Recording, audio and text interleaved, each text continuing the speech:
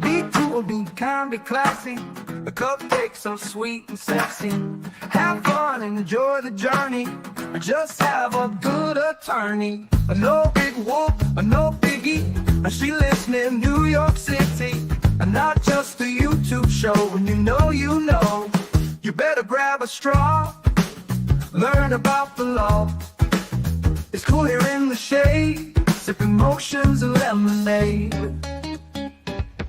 Cool heads will prevail. Kindness will never fail. Be classy and vastly wise. Oh, Melanie Little is going live. Oh no, where is Melanie? Follow the island's melody. There's a concert within reach. No surprise, she's at Jones Beach.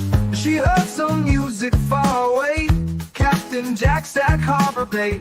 He sings and his piano plays. Not all sounds are waterways. Speaking Yiddish and Latin, it's not just for Manhattan. It's for Goethe and Machegas. Ridiculous that insanus. Oy vey, Marcus. Proset, that's for schmucks. Be cool, be kind, be classy. My cupcakes are sweet and sassy. And not just a YouTube show. When you know. Cool heads will prevail. Kindness will never fail. Be classy and vastly wise. Melanie Little is going live.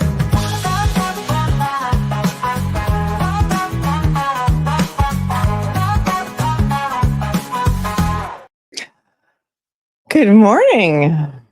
Good morning, my friends. Today is Tuesday, May 13th, 2025. And as I was watching the pre-chat, rushing to get ready for everyone, it appears that court has been canceled today.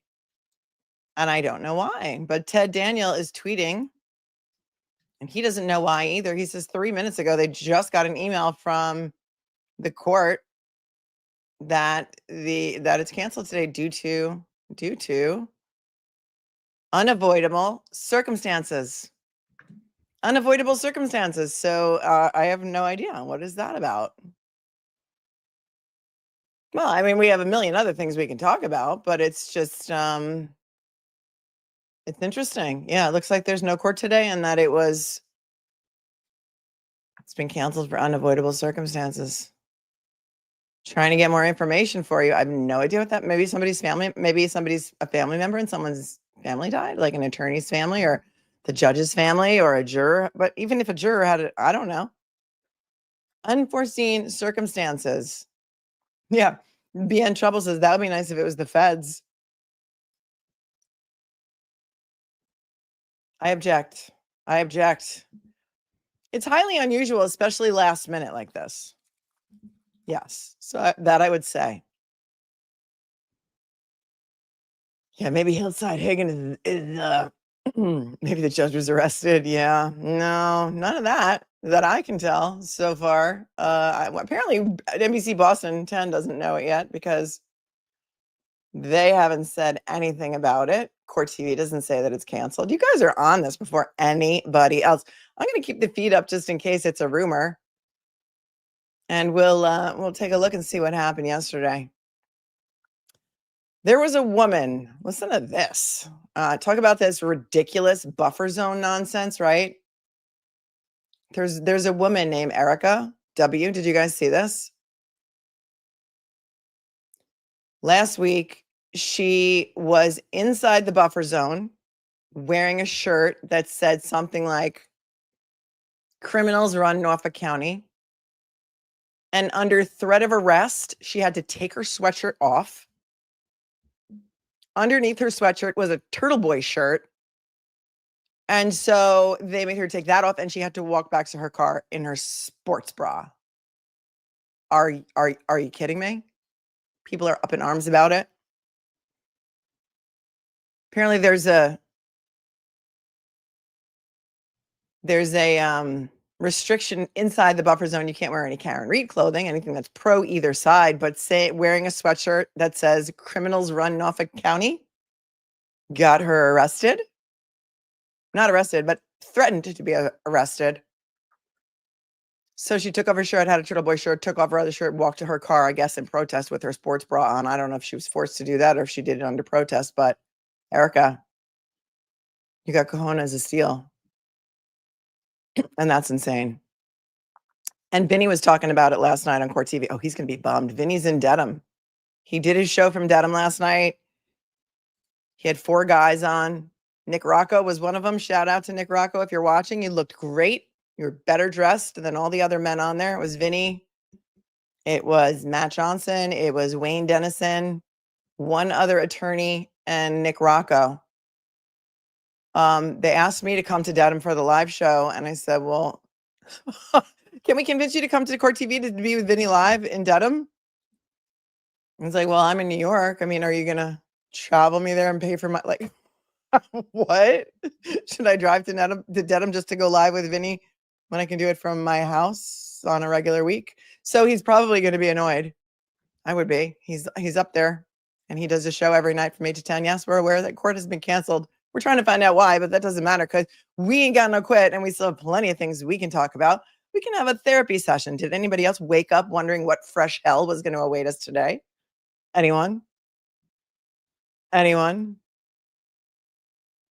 We're aware. We're aware that there is no court today. Thank you to everyone who thinks they're coming in and giving us the information when we knew it as soon as I went live. We can talk about lots of other things this morning. What do you guys want to talk about? Until we get more tea. Yeah, Court TV did bring up this issue with the buffer zone, and so they were talking about that, about Erica. Yeah, I don't know. It says unavoidable circumstances. It could be a death in someone's family. No, not because the kids are being called. They just shut off the cameras when the kids are being called. They still would bring in the jury. They still would give the jury their instructions. They still would, and then they turn off the cameras when the kids come in. And so there's that. Does Turtle Boy have a hearing today? We can do that. I'm down. Suze, I saw you here flying by in the chat. A court in Cannone has been canceled due to unavoidable circumstances. But Suze, if you're around and what time is Aiden? Aiden has a hearing today. What time? What time? No, they can't ask for costs for unscheduled delays. They wouldn't even get the judges sick. I have no idea. They wouldn't even give the defense their costs for I think $12,000 it costs for them to fly their expert in from Phoenix to go to Canton PD to take the video off the Canton Sallyport cameras. And then the expert got there and there was no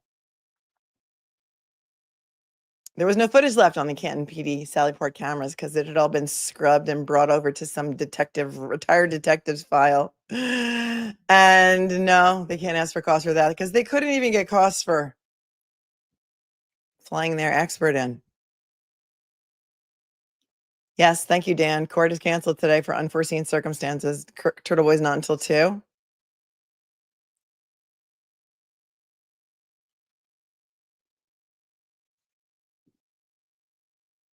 So we're going to have to pivot. Plant Lady, thank you so much for your compliment and your super sticker on top. Thanks for your super sticker. Cat, hi Mel. Is it just me or does the taillight look broken in the inverted video? Why aren't they mentioning that it looks proctored? Well, they're going to need an expert for that. And I'm sure that they will be questioning the person who's in charge of the video. Her name is Colleen Crawford. And it's not going to, Yuri would not have been the proper witness for that. But a lot of people did say that there's some sort of white light that is sort of on top of the taillight that's supposed to look like the passenger taillight, but is really the driver's side taillight. And a lot of people have said that throughout the year since the last trial. And it'll be addressed, but not with that witness. Hi, Stephanie. Is this normal in a high profile case that court could be canceled 3 minutes before? Yes. I mean, look, things happen, right? Things happen all the time, everywhere. And so first of all, there's nothing normal about this case. But second of all, things happen. Maybe it's a death. Maybe someone's sick. I don't know. Now, so she was using her wonderful First Amendment. Her First Amendment right, yes, that Yuri spoke of on the stand yesterday and was told she can't Love how that works one way in Massachusetts. Yep. Chris said a lot of people missed Brian Higgins move the car in the video. Yeah, we saw it, right? It was Chris. It was all the way in the back. There was a car that it looked like he moved, because then when he came back into frame after he moved that car all the way in the back of the lot, he came into frame sort of like from left to right. Then he was moving things in and out of his Jeep, and then he was moving things in and out of that truck next to him, and there was another truck in front of him. Looks like he had a duffel bag. Was that his, his go bag for the New York trip that he made with Brian Albert? Maybe. Could have been. But we did see that he moved a car, right? Thank you, On Top, for your super sticker so early in the morning.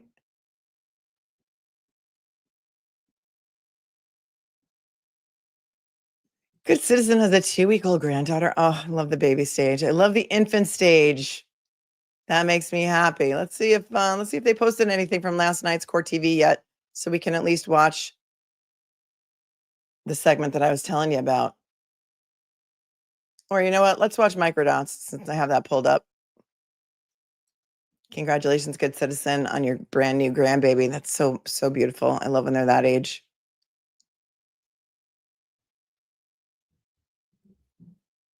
Actually, this video, so Microdots posted this video. This is how long ago Richie from Microdots cleaned up this video. This was posted in October of 2024. So it was after the first trial. And this is a cleaned up version of that Waterfall video and the situation between what was going on with Albert Higgins. Let's take a look at this. This is from October 16th of 2024. It's the new cleaned up version of the Waterfall video. Justice Higgins and Richie was working at the time for the defense team. I don't know if he still is. Justice Higgins starts to raise his arm to signal to John. Chris Albert aggressively stops him. You can see Higgins is a bit shook up by this. Chris appears stressed too. The three men converse. Chris raises his arms to Brian, and then Higgins is allowed to continue. Let's watch this in its full story.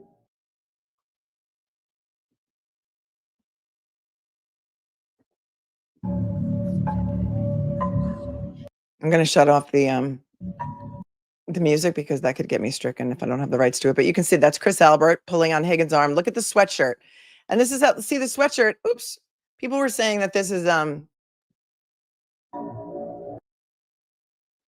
Harley Davidson sweatshirt that Higgins is wearing here. To me, I don't know, just because I'm a deadhead, but it looks like Jerry Garcia's face.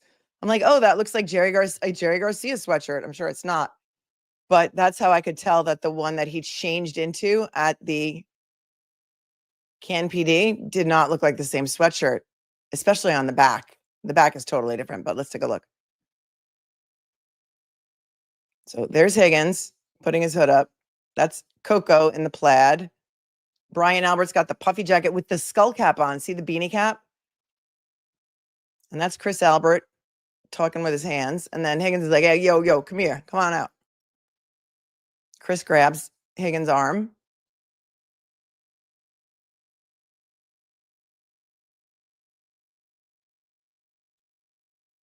Shout out to Richie from Microdots, the video genius. We can read Howie Carr while we're here too.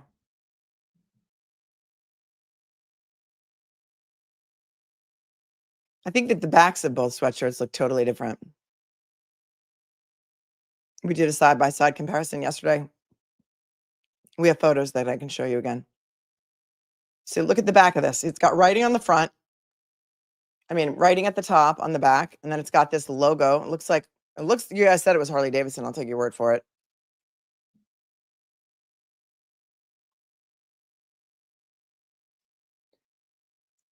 If you're just joining, yes, there's no court today, but that doesn't mean that we covered all of the new court documents yesterday, unless new things have dropped today.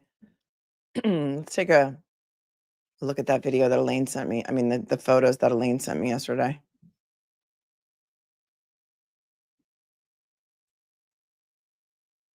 I mean, even if he did change his sweatshirt, what would he say? Oh, my other sweatshirt was wet from the snow and I had another one in my office. I just changed it. That's what I imagine he would say. I don't know that it really means much. really, to be honest. Some people were speculating online that it looked like Brian Albert and not Brian Higgins. I have no idea.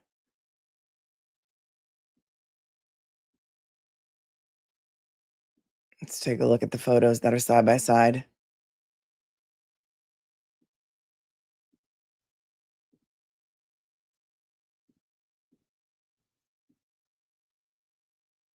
So here's the sweatshirt when he's going into Canton PD. You can see that's the same one that we just watched in the Waterfall video, right? And here's the back of it on the left side. And then when he's leaving, that's the back of his other sweatshirt. To me, it looks like two different sweatshirts. I don't know. What do I know? Let's say you. And then also when he's in the parking lot at one point, it looks like he's wearing like a beanie cap. Some people think it's the same. I don't know.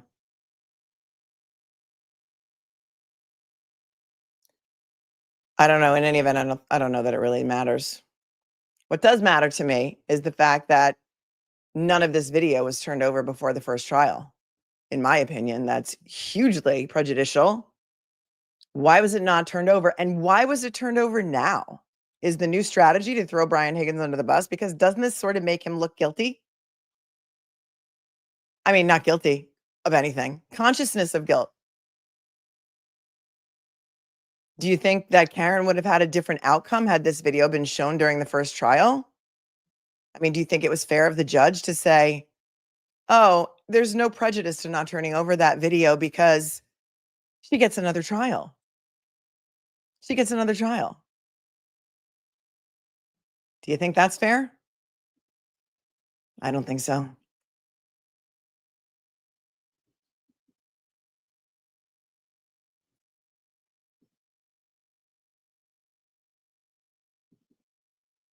Not in my opinion.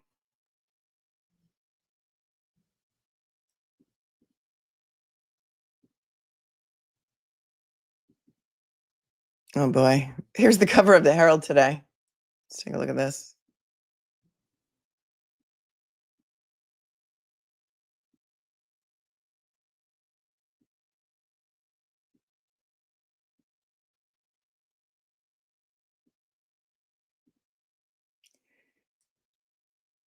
Here's the cover of today's Herald. Naked Truth. Big picture of Yuri Buchanan on the cover. Vile texts expose state police. No hiding statey's behavior. Read Howie.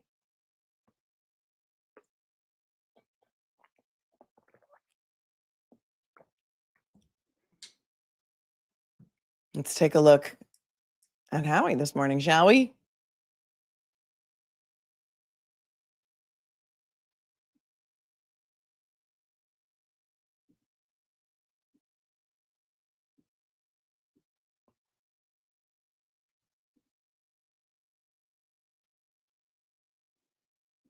Good morning, Howie Carr. If you're watching, he gave me a shout out one day. He said, this is the best place to watch the Karen Read coverage.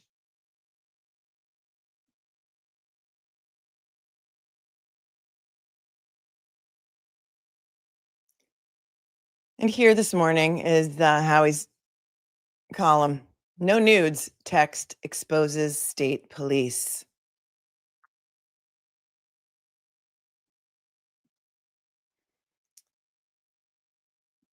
Sergeant Yuri Buchanan became a U.S. Marine after fleeing his communist homeland, and the motto of the U.S. Marine Corps is Semper Fidelis. Semper Fi, not Semper Lie. But yesterday, as his catastrophic cross-examination in the second Karen Read murder trial continued, Buchanan did not appear to be especially truthful, to put it mildly. The $211,080 a year ex-Red was shown the text messages sent to him and some American-born crooked state troopers by since-fired disgraced trooper Michael Proctor. In one message, the dim-bold Proctor bragged that he was going through the cell phone of Karen Read, whom he described as retarded. He leeringly texted to his knuckle-dragging buddies that he had found, quote, no nudes so far. Alan Jackson, the defense attorney, asked Buchanan, what do you think he was looking for when he wrote that phrase? I don't know what he was looking for. Semper Lie. Jackson, what would be a responsible explanation of what he was looking for when he wrote no nudes so far? I don't know what he was looking for. Semper Lie. You certainly did nothing. You took no action to stop him from potentially looking for naked pictures of my client. That's correct. Buchanan told the truth for once. Then Jackson asked him about his statement on Friday under oath that Michael Proctor had conducted his investigation with integrity and honor. Proctor's actions included the solicitation of a boost or gift from the McAlberts after his arrest of the innocent woman, Karen Reed. Like Sergeant Schultz, he claimed he knew nothing about the text. That's his story, and he's sticking to it. Do you stand by your statement that Michael Proctor conducted this investigation with integrity? Yes, I do. Semper Lie. Did you think that no nudes so far text was appropriate? I don't remember reading that text. Semper Lie. Buchanan was Proctor's supervisor. He had to write his quarterly evaluations. Jackson read back to him his own words, his overall evaluation of the gift-seeking, drunk driving, misogynistic Proctor in his own words. He displays professional demeanor, composure, dignity, and respect during the performance of his duties, and especially during his interactions with the public. This is seen during interviews with witnesses, suspects, as well as with victims and their families. Yuri, would this be after Proctor wrote retarded and worse to his moronic state trooper buddies? And after he grubbed for the gift in return for arresting the innocent woman? Rating, 4 stars out of 5. Oh yeah, I remember he gave him a glowing recommendation on his quarterly review. Jackson finished reading and asked Buchanan, was that statement in your evaluation true or false? Buchanan, it was true. Yuri said Friday that his grasp of the English language often fails him. He grew up in the old Soviet Union, so English is his third language. That's what he said under oath. It's his fallback whenever he really gets jammed up on the witness stand by Jackson. You knew Michael Proctor's proclivities, Jackson asked him after reading the first evaluation. Obviously, he told them to you. Yuri interrupted. The term proclivities, he said. What does dat mean? So that's how he wrote it. Dat, D-A-T. So then Jackson continued reading the Proctor evaluation. And remember what Jackson said in his opening statement to the jury.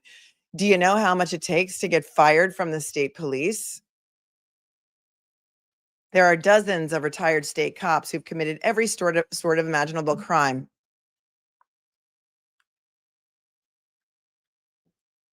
And they're relaxing in Florida with 6-figure pensions, even if they did a month or two in prison for, say, embezzlement of federal funds. They never got fired, but Proctor did. Yet this is what his superior, a naturalized U.S. citizen named Buchanan, wrote about him. Trooper Proctor has had a high-profile caseload with a lot of pressure from external sources from the first day of the investigation. He handled himself in all the cases with utmost professionalism and competence. He is able to investigate his cases thoroughly and with strict integrity. Rating, 5 stars out of 5. With strict integrity, Jackson repeated. Did it show strict integrity when he called Miss Reed retarded? Oops. I believe. Oop. Come back to me, come back. I believe Buchanan said that as a U.S. citizen, he has the right to comment. That's his First Amendment right. We uphold the Constitution. He might have been voicing his frustration. About what? Did he not get his, gift from the McAlberts for railroading Karen Reed? Remember, Buchanan's duties at the Norfolk County District Attorney's Office included running the elite rubber ducky detail. If anyone in the county made any remarks that Kamala Harris delegate Meatball Morrissey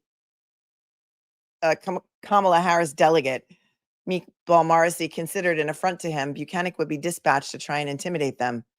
He was really good at his job, especially with suburban moms.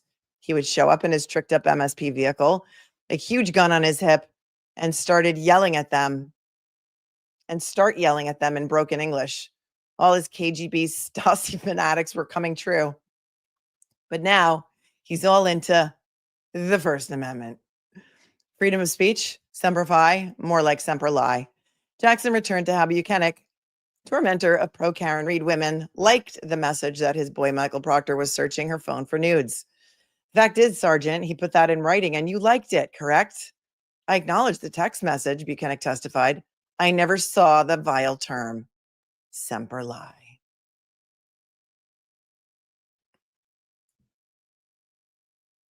Well, that's interesting, don't you think? What did you think of his testimony yesterday? Did you believe him? Yeah, we've been advised that court's been canceled so far for today. So we're just talking about other things today if you're just joining.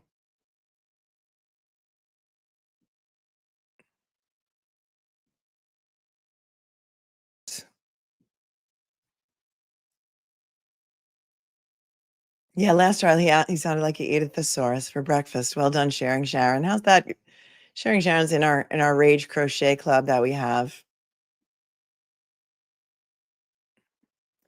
Melanie Little's left swipe in StreamYard is here. Hang on a minute.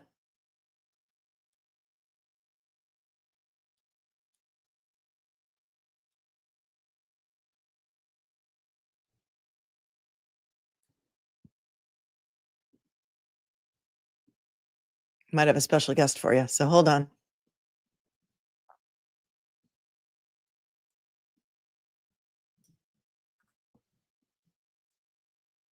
See if we can put something together real quick.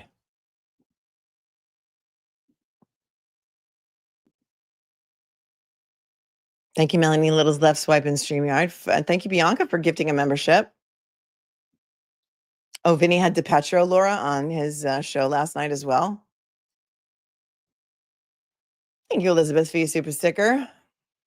Oh, Becky bought 3 more new hoodies and t-shirts today. That's amazing, Becky. I think, is there a sale going on in the merch shop?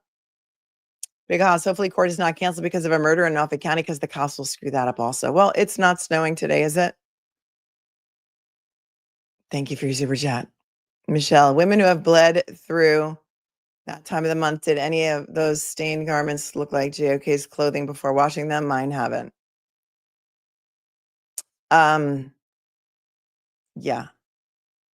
I don't know where you're going with that, Michelle, but Chris Popeye said, or Popple said, could it have been clothes in the duffel bag or Chloe in the duffel bag? Hi. Oh, that's interesting. It did kind of look like a big hockey bag, right? I mean, it was really hard to see in that video, but that's kind of what it looked like.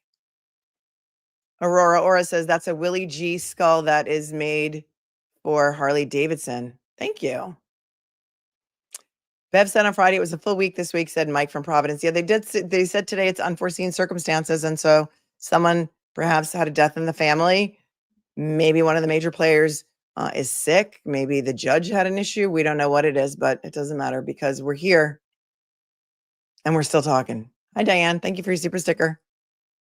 Aurora R says the back usually has bar and shields with the name of the shop. Thank you. Can you explain the duffel bag? I missed that. Well, we can pull up yesterday's feed and we can watch that video. It's about 10 minutes long. So why don't we do that? Because it was so unclear that I'm going to pull it up on another channel, like on Core TV, maybe. And we can watch that video again and see what we can spy in it. We can zoom in and stuff. All right. So what was yesterday? Yesterday was day 14. Yeah.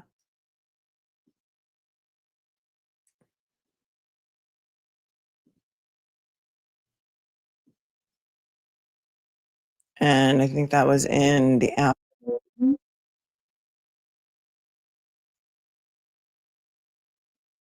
After lunch, right?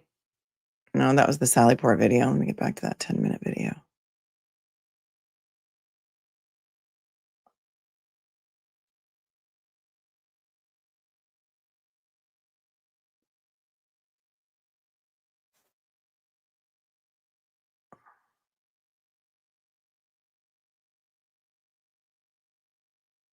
A sec.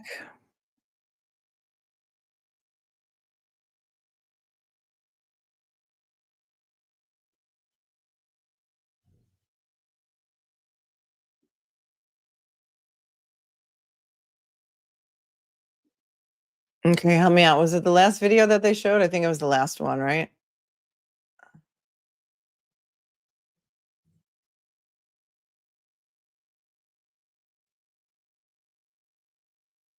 Yeah, got it. Okay, let's watch that again. Let's do that.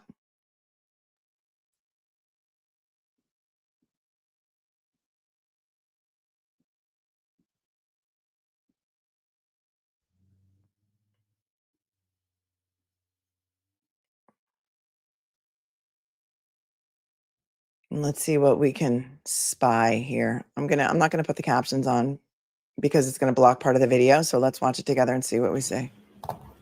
And Your Honor, this one is a little longer. This is You're about good? 10 minutes. Okay. With the court's permission, I'd like to play this through. Okay,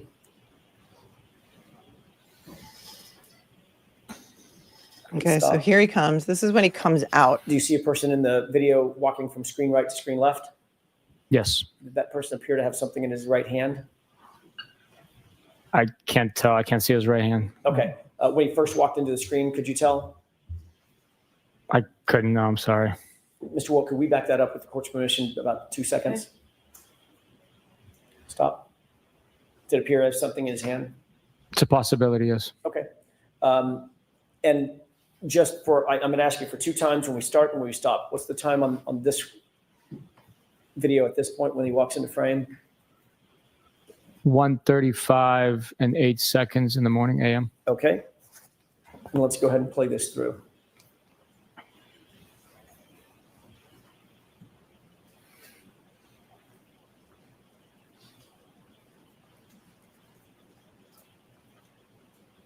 Okay, so he's walking towards the Jeep, his Jeep with the plow in the front.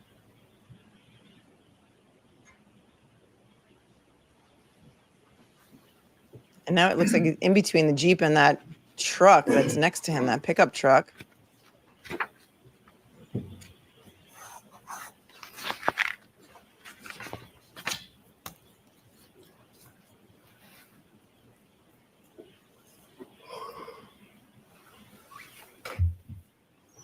Okay, Aiden says in-person court today is canceled. I'm hearing rumors they're going to be on Zoom at 11, but nothing is confirmed. So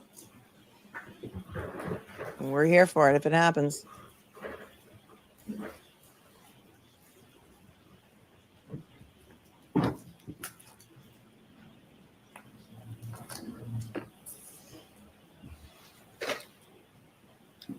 Yeah, so this is about 10 minutes before the McCabe's left Fairview.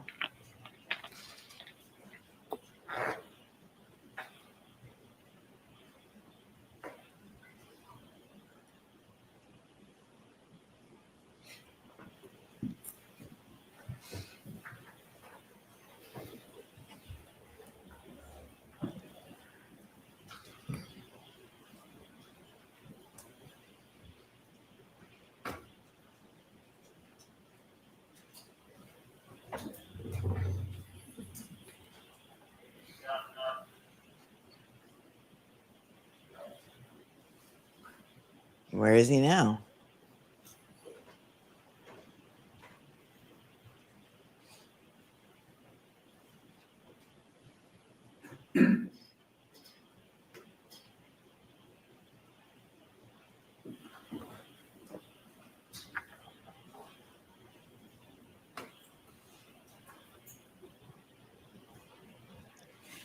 I mean, in all like reality, it could be nothing nefarious, right? He could have just went to get his clothing bag that he took to New York for the overnight for the funeral of, I think it was Officer Jason Rivera in New York City that they went to his funeral. It could have his, his dress blues in it or whatever you call his uniform. It could be nothing nefarious, but why hide this video from the defense for the first trial? Why? And have they made now a concerted effort to try and pin it on Higgins? It just seems odd to me that none of this would have surfaced before the first trial when they had it. I don't know if Higgins went to John's funeral. I don't know. Right. You can see the car leave in the upper right-hand corner. So it's kind of like back here somewhere.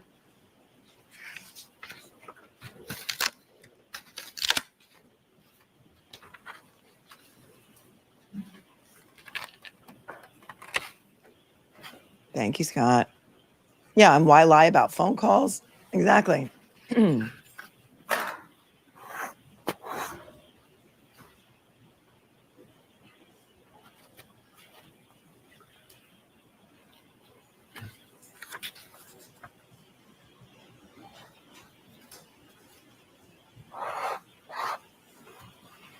Why get them in a blizzard? Well, he said he had to move the cars around because they were going to need to plow the parking lot, and they get in trouble if they don't move their personal cars out of there or get them out of the way.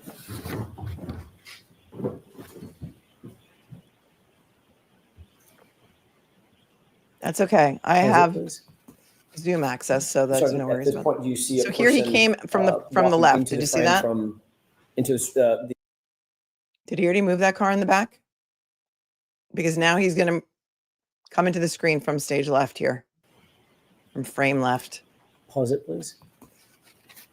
Sergeant, at this point, do you see a person walking into the frame into the video from frame left to frame right? Yes. Okay, go ahead.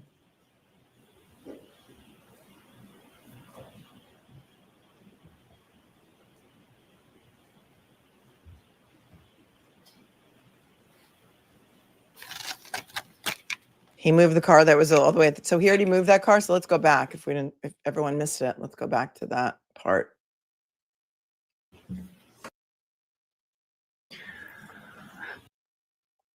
Have some recollection of.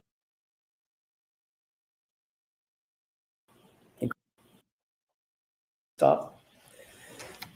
Do you see a person in the video walking from screen right to screen left? Yes. Did that person appear to have something in his right hand? I can't tell. I can't see his right hand. Car at the top of When the he first walked screen. into the screen, could you tell?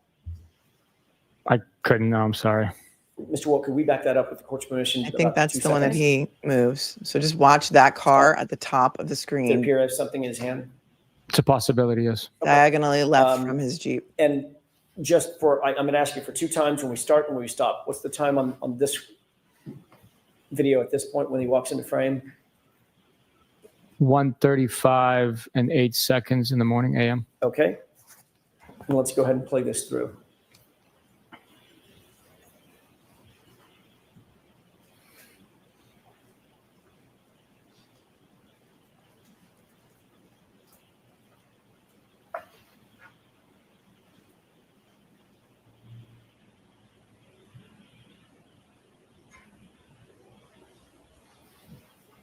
Okay, so he kind of loses. You can't really see him in frame, but it's okay. It seems like he's walking towards this car in the back. Because now the whiteout conditions are getting more difficult for the camera. But see if that car all the way at the top of your screen moves.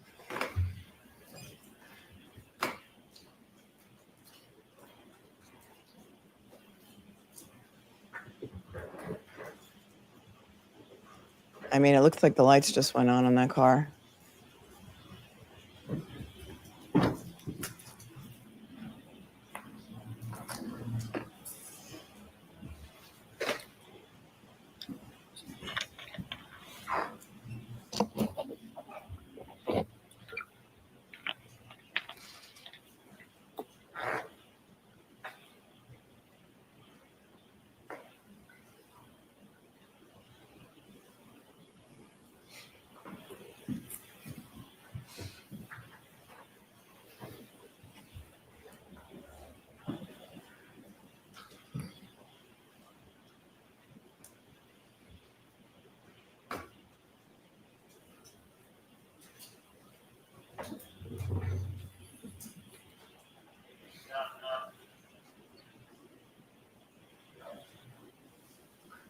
Okay.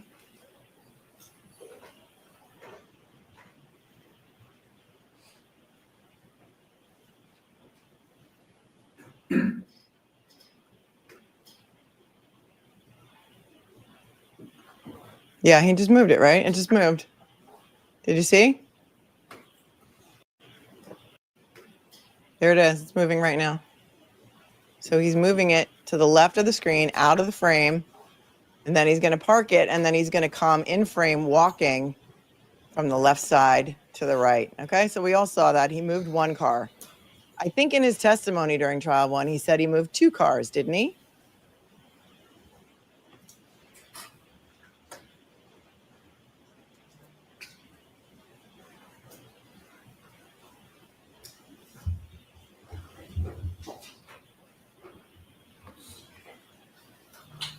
So let's fast forward a little bit until we get to the part where he gets the duffel bag.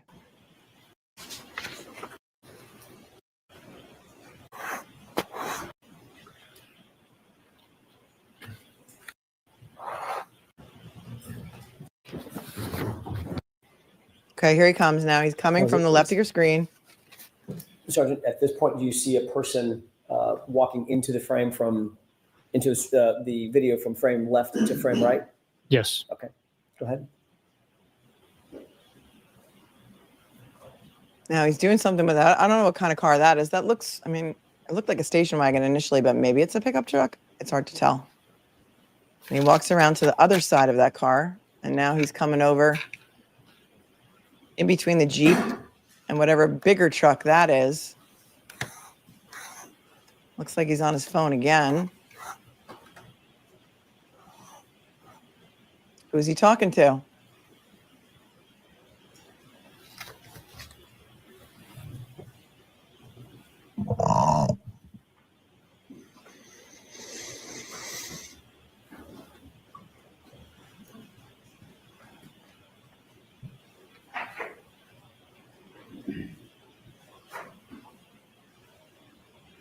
He's still standing outside?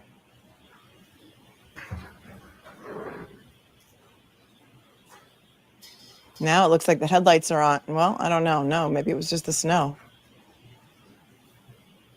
Zoomed in as far as I can.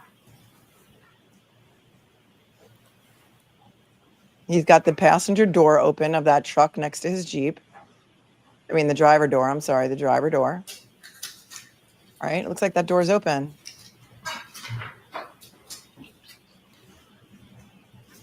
Can you pause it?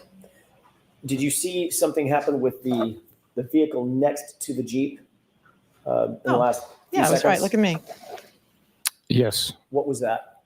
It appears as though the headlights are activated. Okay, let's go ahead and play it. Think that's his work truck? Okay, pause it. You see a person that is walking from screen right to screen left in the middle of the screen? Yes, he just or she just appears to have closed the door on that vehicle next to the plow. Okay. And walking toward which vehicle? Whatever this is. The one on the furthest on the left. Okay. From what you've seen, Sergeant, that you said he or she, does that person appear to be consistent with the video that we've seen in other particulars of Brian Higgins? As far as I could tell from here, the individual accessed Brian Higgins' vehicle, so Right. I'd be speculating with the whiteout conditions or near whiteout conditions. It's tough to tell. But no reason to believe it's anybody other than Brian Higgins accessing Brian Higgins' vehicle. No. Okay. No. Let's go ahead and play it. Okay, now he goes in this car, whatever car this is, to the left And of what your do you screen. see Brian Higgins or that person doing now? They accessed the vehicle on the far left. Okay.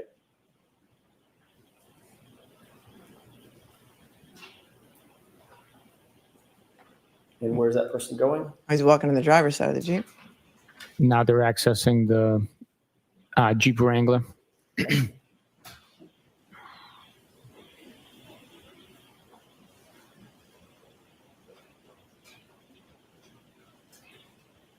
Now he's going back to that other one.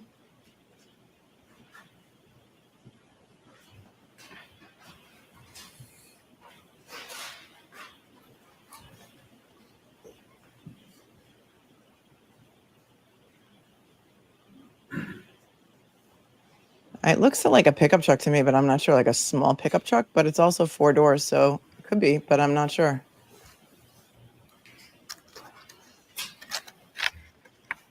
Salty sea glasses, maybe he's looking for Jameson. And he's walking back to the other car now.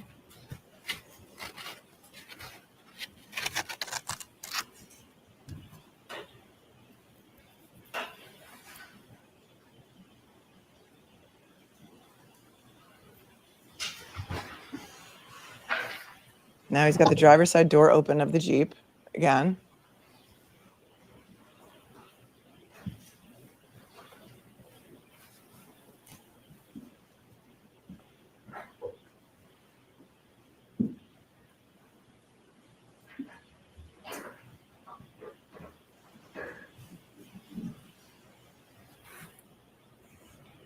Can you pause it?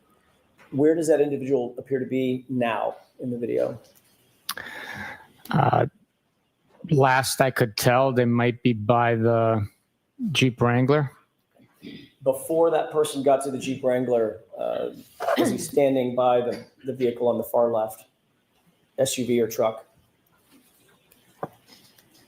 It appeared that way, but with the heavy whiteout snow that night, I can't tell exactly what they were doing. Did you see anything in his hand, like a bag or a satchel or a duffel bag or something, when that person walked from this vehicle over to the Jeep? I did not notice, no. Go ahead.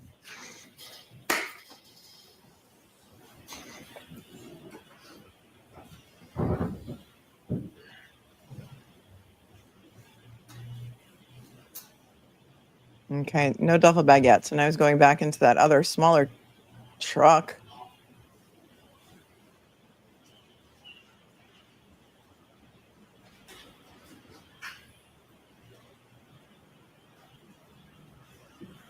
Opening and closing the passenger door. Driver's side, passenger door front and then passenger door rear. Passenger now, has that side. person walked off screen to the left? Yes, sir. Okay.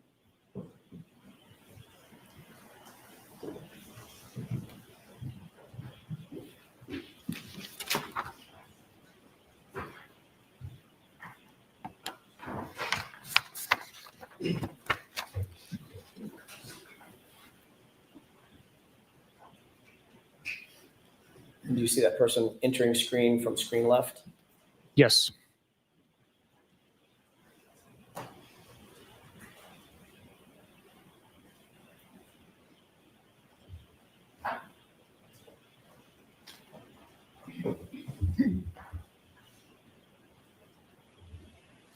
He just keeps opening and going in. The duffel bag was before. He already put the duffel bag in the Jeep? How far before this? I thought I was looking with eagle eyes and I've got it zoomed in, so.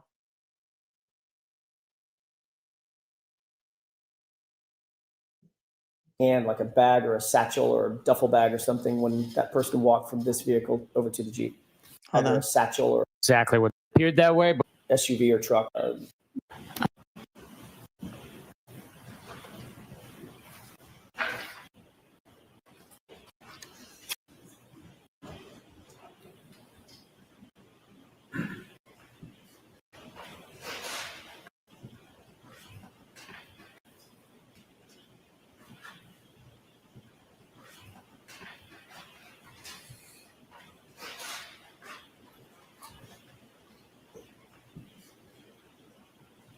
Okay, he's at this truck now. So wait, now is he getting the duffel bag?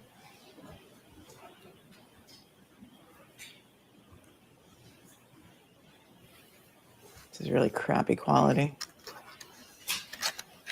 Okay, there he is. He's got it. I saw it. Thanks, Ed. Watch. When he comes into frame, he's got it over his shoulder. There it is. See it?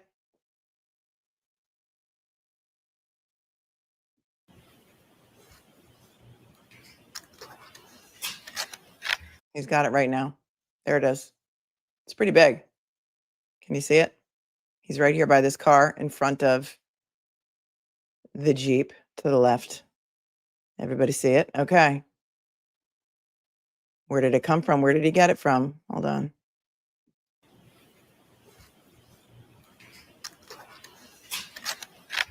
He got it. It looks like he just shut the rear door of that other car. Maybe he got it out of there and now he's walking with it. Everybody see it? Okay, glad we cleared that up. Now he's putting it in the Jeep in the driver's side. It is big for an overnight bag, right?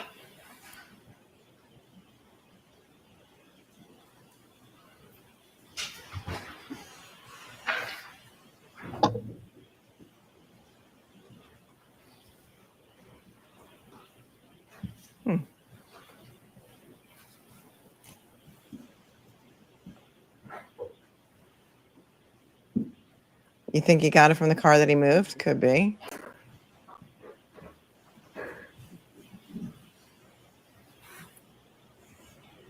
Can you pause it? Where does that individual appear to be now in the video? Last I could tell, they might be by the Jeep Wrangler. Before that person got to the Jeep Wrangler, was he standing by the vehicle on the far left, SUV or truck? It appeared that way, but with the heavy whiteout snow that night, I can't tell exactly what they were doing. Did you see anything in his hand, like a bag or a satchel or a duffel bag or something, when that person walked from this vehicle over to the Jeep?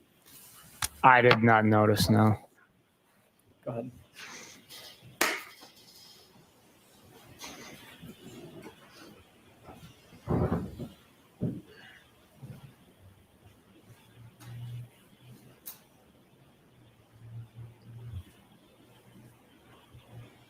And I was going back on that other car.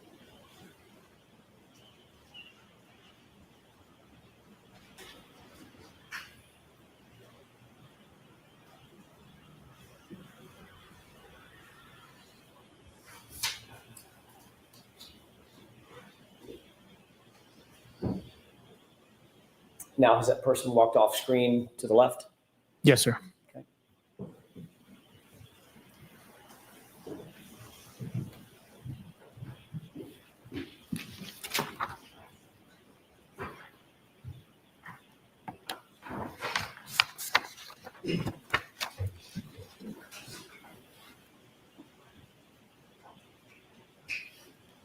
Do you see that person entering screen from screen left?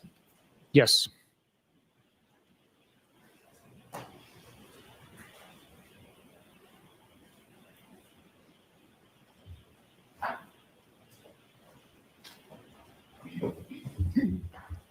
As far as I can tell, he moved one car.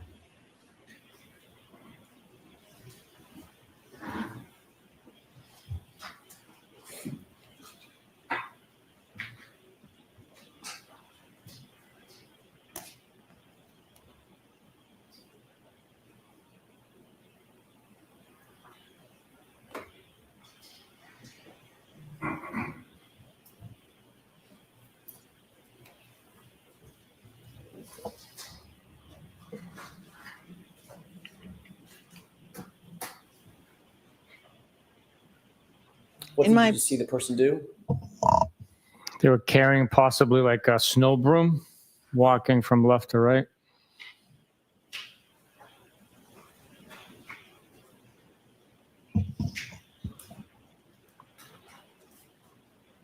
All of this is reasonable doubt, and it should have been turned over before the first trial, and I'm mad about it.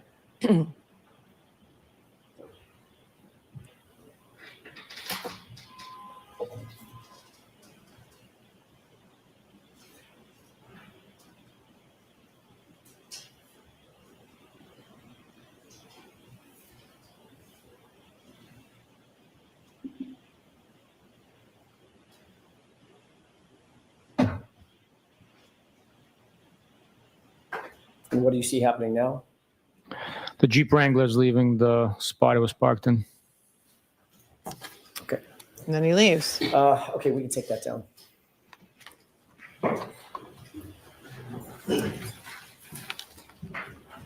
Oh, I'm sorry. I failed to ask you the time. I promised I would do it, and I forgot again. Can Where we do you look at think the he time went? real quick? Yes, the time for the rear lot main side is 1:45:52. 1:45:52. He has the butt dial exchange with Brian Albert at 2:22. So that's about 37 minutes later, if my math is right. Where do you think he went? Do you think he actually went home? Because I didn't think he went home. You think he went back to 34 Fairview?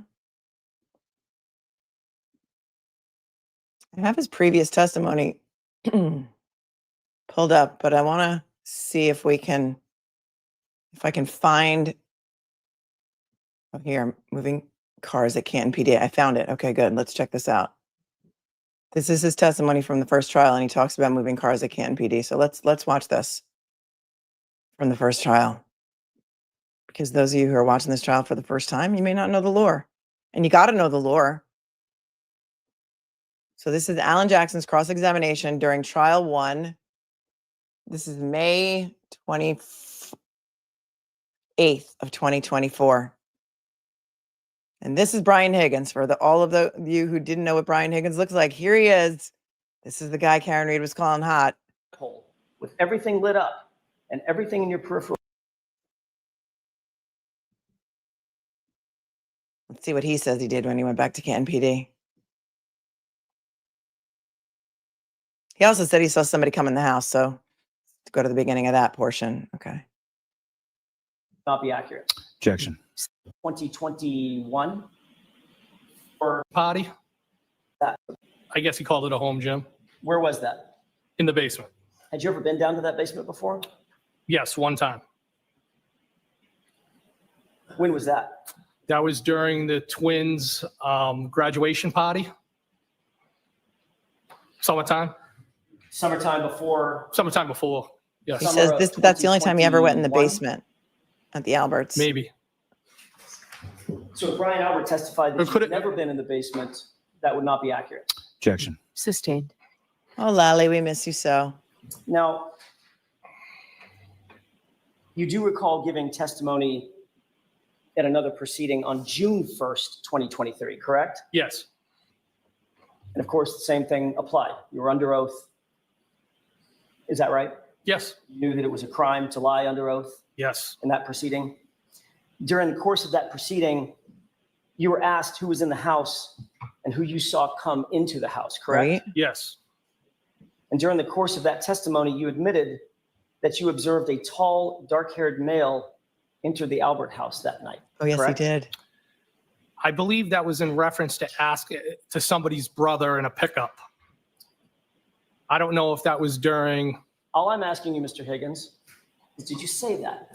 Did you say a tall, dark-haired male entered the house while you were there? I said they might have. Did you say they might have? Yes, Pull out the transcript. and that was in reference to Let me have somebody's just a moment, brother. Your Honor. Yes. Isn't it true that you indicated that a male showed up who may have been Julie Nagel's brother, correct? I said might have. Yes, Right. But there was no question in your mind that a male did in fact show up, and you described him as tall and dark-haired, right? yes, You were asked, a male showed up where? And you answered, quote, showed up at the house that I didn't know. I think he was there very briefly. I was half paying attention to it.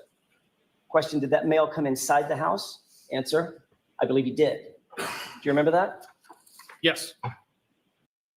Well, that's interesting. The loop was never closed on this, but apparently he testified to that at the federal grand jury. And his attorney was with him at the stand. That's right. That's absolutely right. So a male did come in the house that night, correct? No, I said I believe he did. I wasn't sure. Well, when you testified, Here's the difference. The Alberts weren't watching his federal grand jury testimony because federal grand juries, any grand jury, is secret. It's not televised. The transcripts rarely don't get out ever, except in situations like this. And he knows the Alberts are watching. So now he's trying to walk it back, right? And he knows John, so he would have known if it was John. So this whole thing was weird. at the prior hearing, you were asked, so you saw someone else come? Question. Answer, somebody else. Yes. End quote. That's what you testified to under oath, wasn't it? Is that in reference to that? What page are you on, Mr. Jackson? Page, This is from last year. Court's canceled today. Please read the scroll at the bottom. Court has been canceled today. There may be a Zoom at 11. We looked at the video from the parking lot, the 10-minute video, and now we're going back to Higgins' testimony from trial 1 to see what he said about what he did at the Canton PD, because we just saw the actual video that just surfaced, I don't know, last month or so. 485, 486, I believe. Yes. If I may approach. Yes. I mean, Da S, thanks for your 5. I mean, I'll Thank take you. your money, but it's Look at the scrolling top along the right. bottom of the screen. So thank you. Mr. Higgins, do you have that in mind? I do. May I approach? Yes. You were asked the question, quote, did that male come inside the house? You answered, I believe he did. Question, so you saw someone else come? Answer, somebody else. Yes, correct? Yes, but I also said that I wasn't paying Mr. Higgins, attention. I realize that you want to explain your answer. I've asked you a very simple question. Was that your testimony in front of another proceeding? Yes, it was. At another proceeding, which you were under oath? Yes, it was. Okay. You also said that you only remember seeing that person come in briefly. And it looked like he was having a conversation with the two girls briefly, correct? Yes. Oh, You were asked interesting. how long was the person in there roughly, and you said it was quick. Less than a couple of minutes. I mean, it was quick, correct? Yes. And then you were asked what he looked like, and you said, I feel like they were a little bit taller. They had dark hair, correct? Yes. So you testified that a tall, dark-haired male came into the house, at least briefly, in your testimony, correct? Yes. Approximately when in the timeline of events That's what I'm thinking. Do you think it was Colin? Interesting. Hold on. did that unidentified male enter the residence? I don't know the time frame. It would have been while I was there. When you gave your statement to the Massachusetts State Police, you didn't tell them about a tall, dark-haired male coming into the residence at 34 Fairview, did you, on February 3rd? I don't recall. You were specifically asked by ADA Lally when you testified before the state court grand jury on April 28th, 2022, who else was present, correct? Yes. And you never mentioned a tall, dark-haired male coming into the house, did you? No. Funny.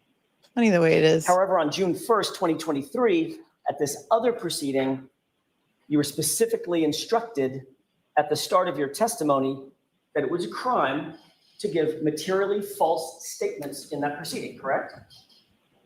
Yes. And that's the proceeding in which you admitted that there was a tall, dark-haired male who came in the house. I Yes said or I- no? Yes or no? It was Can- that proceeding. Can you answer that, yes or no? No, I can't, Your Honor. Next question, Mr. Jackson. The Thanks. quotations that the quotes that I just read you and that you just looked at, Yes. that was from the June 1, 2023 hearing, wasn't it? I don't know.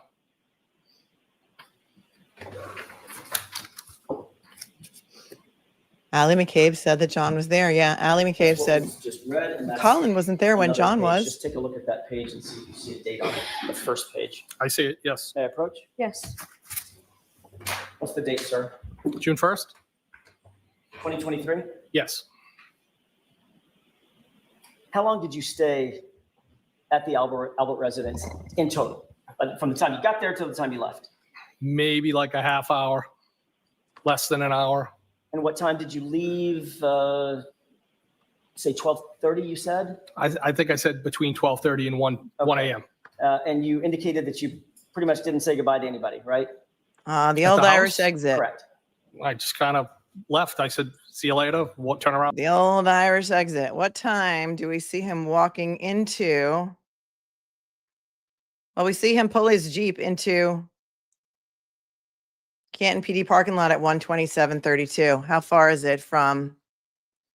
It's only about a mile and a half from 34 Fairview to Canton PD. He didn't get there until 1:27 a.m. Does that mean he left Fairview later? Does that mean he went somewhere else first? I left. As a matter of fact, at that same hearing that we just looked at, your statement was, I made a beeline out of there, correct? I don't know if that's the verbiage I used, but I left Why the rush? Why did you leave so quick? because it was a long day and I just wanted to go home. Except you didn't go home, did you? No, I went back to Canton PD. Right. So it wasn't such a long day that you actually drove home. You went back to the Canton Police Department at 1 or 1:30 in the morning, correct? To move vehicles, correct. Well, let's talk about you leaving. You walked out the side breezeway door, correct? Okay, getting to him leaving. A non-757, do they have showers at Canton PD? I mean, I guess they would have showers, right? He also had an office there because he was besties with Chief Berkowitz. And he gave a speech at Berkowitz's, was it Berkowitz's retirement party? Where he said, you know, Berkey's the guy to call if you need help hiding a body or something like that. Right? Yes. You walk down the driveway. Yes. There's nothing obstructing your view at that point of the lawn to your right, correct? I didn't look over there, but I would not think so. Between you and the flagpole, in other words, there wasn't some mound of dirt, something obstructing your view. You could see straight across if you wanted to, correct? If I wanted to, yes. Isn't that so funny? Because didn't Buchanan testify yesterday or the day before or one of the days that Higgins told him he couldn't see a body because there was a big snowbank there? Didn't he say that? And wasn't the big snowbank in Yuri's statement that he took of Higgins when he brought his text messages in? And now he's saying there was nothing impeding his view. Right? Interesting. It's just basically a flat grassy lawn with a light dusting of white powder snow on it, right? I don't know how much snow was, but there was snow there. Yeah, you indicated that it wasn't even enough to stick to the pavement at that point. Well, that's when I got there. Yes, Well, you only stayed less than an hour, right? that's correct. So I'm assuming it didn't dump 3 feet in an hour, correct? I think we can both agree that it's not free. It wouldn't have been 3 feet now. Right. So it would have been a light dusting of snow. More snow than there was there. Then why did he tell Buchanan that there was a snowbank and he wouldn't have been able to see the body? And why did he plow the driveway when he got there if there was only enough snow to track a cat? Wouldn't he have screwed up his plow if he did that?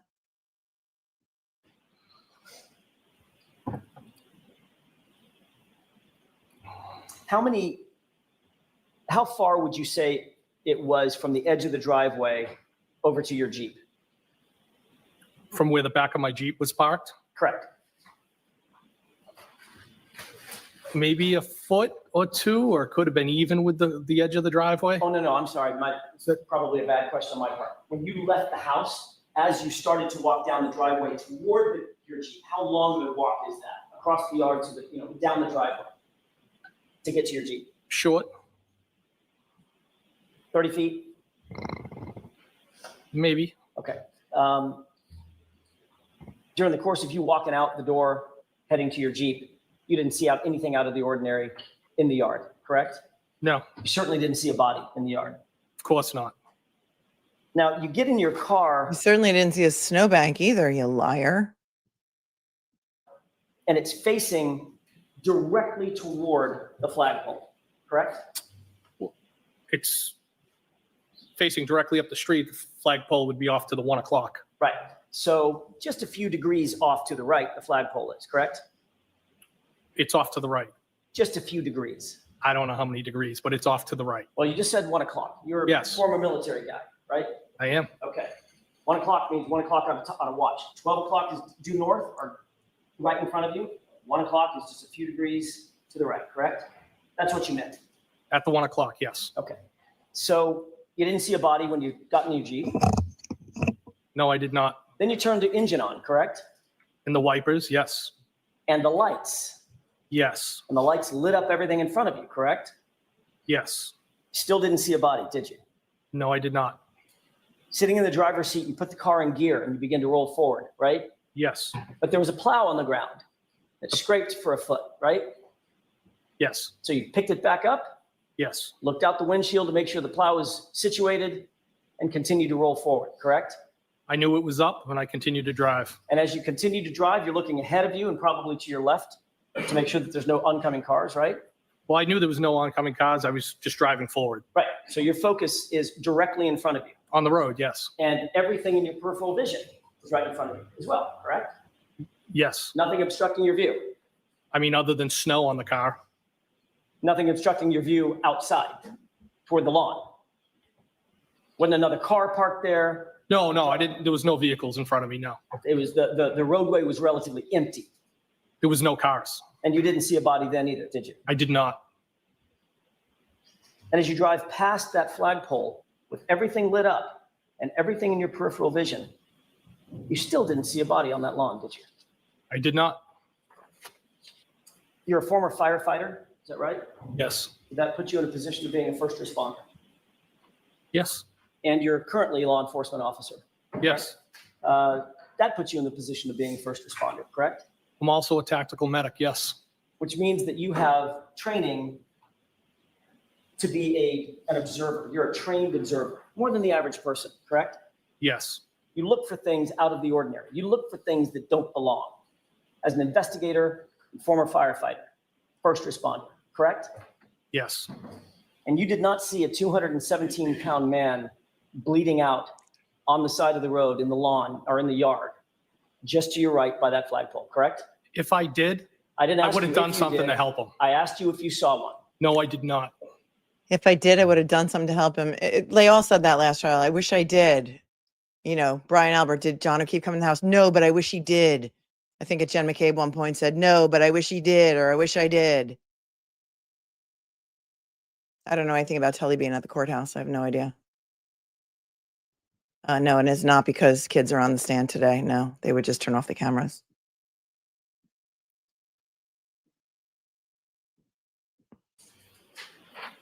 And that's because there was no body there, correct? I didn't see anything. Because if there was a body there, you certainly would have seen that. Objection.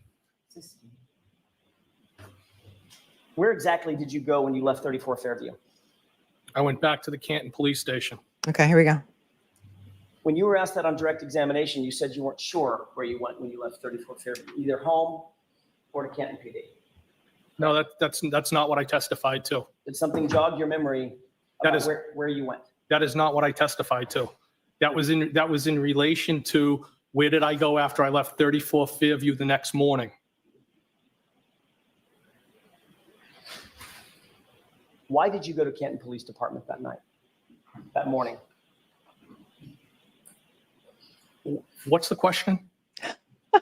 Why did you go to the Canton Police Department that morning? The morning when I left 34 Fairview, the Friday into Saturday, Correct. to move 2 vehicles. Well, that's funny because we just watched the entire surveillance video that he obviously knew that the defense did not have during this testimony in May of 2024, and he only moved 1 vehicle. Do you think he was prepped on that video? Thank you. Goodmans are here and they gifted a membership. Thank you so much. Love you guys. And look at Private Info coming in and gifting 20 memberships. That is super, super generous of you. And welcome to the randomly selected new members that were randomly selected and gifted by YouTube. He didn't move 2 vehicles, not in frame that we saw, right? But he did move that truck next to him a few inches. He might have, yeah. He moved his own vehicle in and 1 vehicle out, his own. Okay. He did move 2, the one in the upper left of the video, and then is his vehicle. Yeah, I guess technically it's not perjury, right? Technically, as Carrie Roberts would say, technically, she misunderstood the question in front of the grand jury. Quite an evolution of that story over the years, has there not? Take that back a sec. Quite an evolution, correct. To move 2 vehicles. There's been quite an evolution of that story over the years, has there not? I don't understand the question. All right, let's talk about that for a second. You had an initial interview with Massachusetts State Police on February 3rd, 2022, Yes. correct? And you indicated during the course of that interview, which was just a couple of days, 5 days after the events in question, that you left Brian Albert's house, went to Canton PD to, quote, fulfill some administrative obligations, end quote, correct? You later said, when you testified in front of the grand jury on April 28th, that you went to Canton PD to do, quote, Administrative obligations. Well, you know, like paperwork.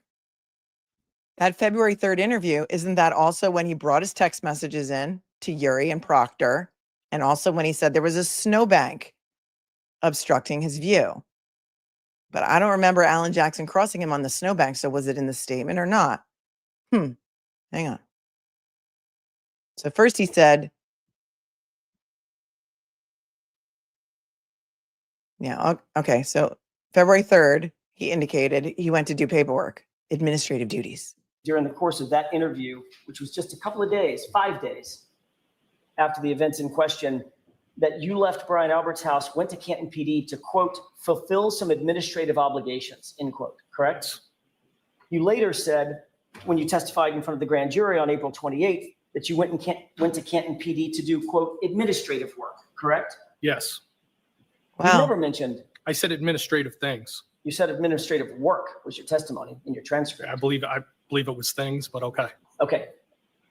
Can we agree, Mr. Higgins, that you didn't mention anything about moving cars around, correct? Well, that would be administrative.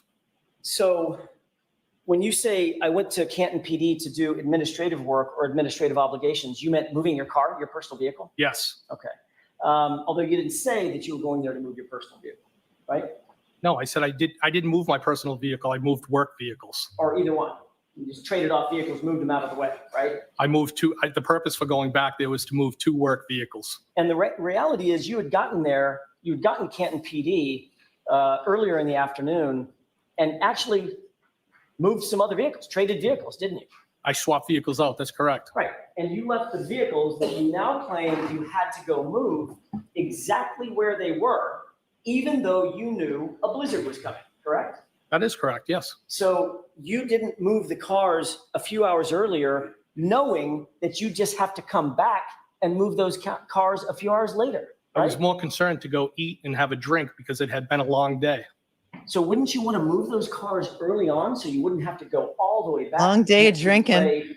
a parking lot with these cars in the middle of the night? Not really. Mr. Higgins, you weren't actually at Canton PD to do administrative work at 1:30 in the morning, were you? I was moving the vehicles. I'm sure it's on video. Oh, we'll talk about the video in just a second.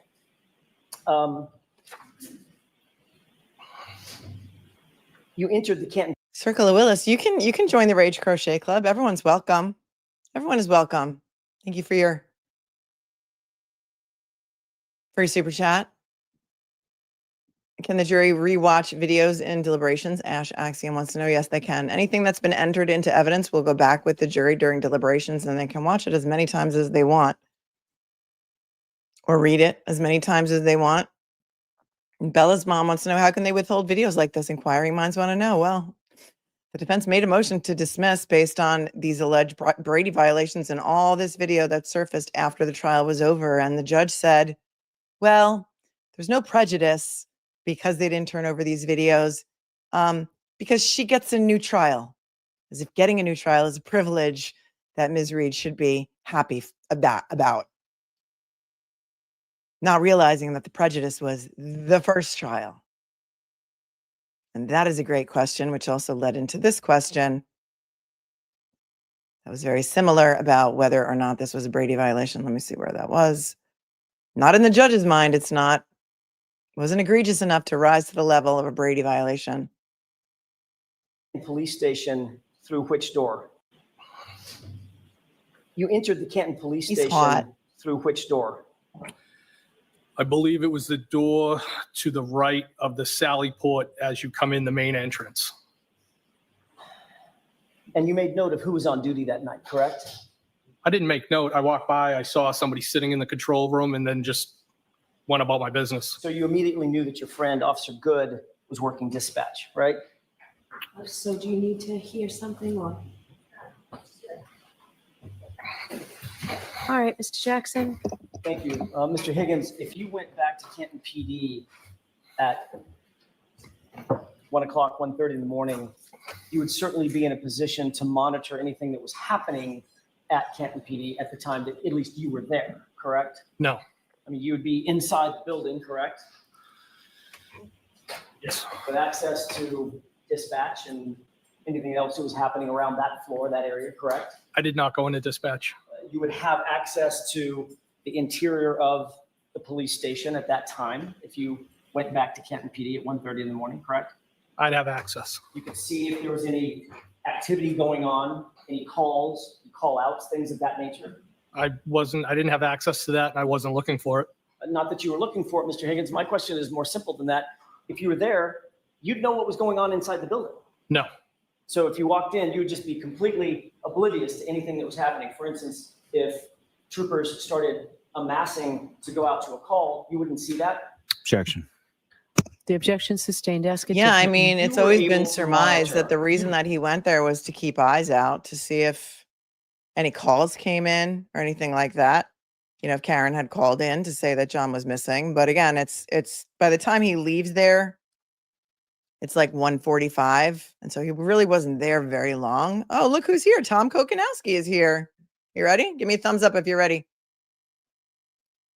Hey.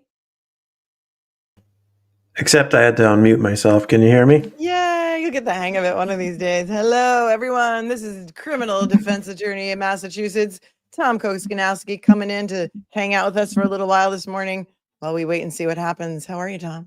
And sort of fix the idea that all of Massachusetts is like this mess. Right. I'm good. Good. We're just, spitballing because court's been canceled apparently for today. There may be a Zoom. Yeah, A I couple got of people in to. the chat said that Karen is sick. I'm not sure how true that is or if that's true, but Yeah, it's we're here interesting. for it. So you can answer some questions for some people. Let's watch. Were you able to watch yesterday? I was listening. I had a 3.5 hour drive back here, so of course I would never break the law while on Route 90, 495, and 6 heading back to my home by watching anything, but I have it set up so that I could listen to it all in my car. And man, oh man, So you got to hear the questions about the Sallyport video and all of the videos. None of these videos surfaced, by the way, until after the first trial. So Yeah, we'll that's talk what about that, about whether you think that's a Brady violation. But now we're watching Higgins' testimony from last year. So let's see if he perjured himself. Let's get back to that for a second and let this play out because it's not that much longer. And then we'll get to questions and your thoughts. How does that sound? sounds good. Good? Be in a position to monitor what was happening at the station around 1:30 in the morning when you were over there, correct? No. So how long did it take you to get home from Canton PD? A little longer from after I moved the vehicles. Correct. I don't know. I mean, it could have been 15 minutes. It could have been 20 minutes. You live alone? I do. You did then? Yes. What did you do when you got home? I think I had something to eat, maybe a couple more drinks. Couple more drinks at 2:15 before he started butt Then you went dialing to with bed? Brian Albert. Was either on the couch or in the bed watching the news. In any of the prior testimony that you've given in this case, have you ever indicated, ever, that you slept on the couch that night? I don't know. Well, you reviewed your testimony before you Well, testified. those would be the two options. Okay. I didn't ask you about your options. I asked you if you reviewed your testimony before you testified today. Yes. Okay. When you reviewed your testimony previous to coming in here today, did you ever testify that you slept on the couch that night? No, I slept in my bed, but I could have started somewhere else. Did you ever testify in the previous hearing that you started somewhere else? Not that I know. Did you ever mention a couch in any of your description about what you did when you went home that night? Not that I recall. As a matter of fact, what you did mention under questioning in a different hearing was that you may have gotten something to eat. You then went to bed, put your stuff on the nightstand next to your bed, correct? That would be the routine, yes. So that's it about talking about what he did at the Sallyport. I don't know that he perjured himself, but what are your thoughts on, first of all, on whether not turning all of these videos over before the first trial?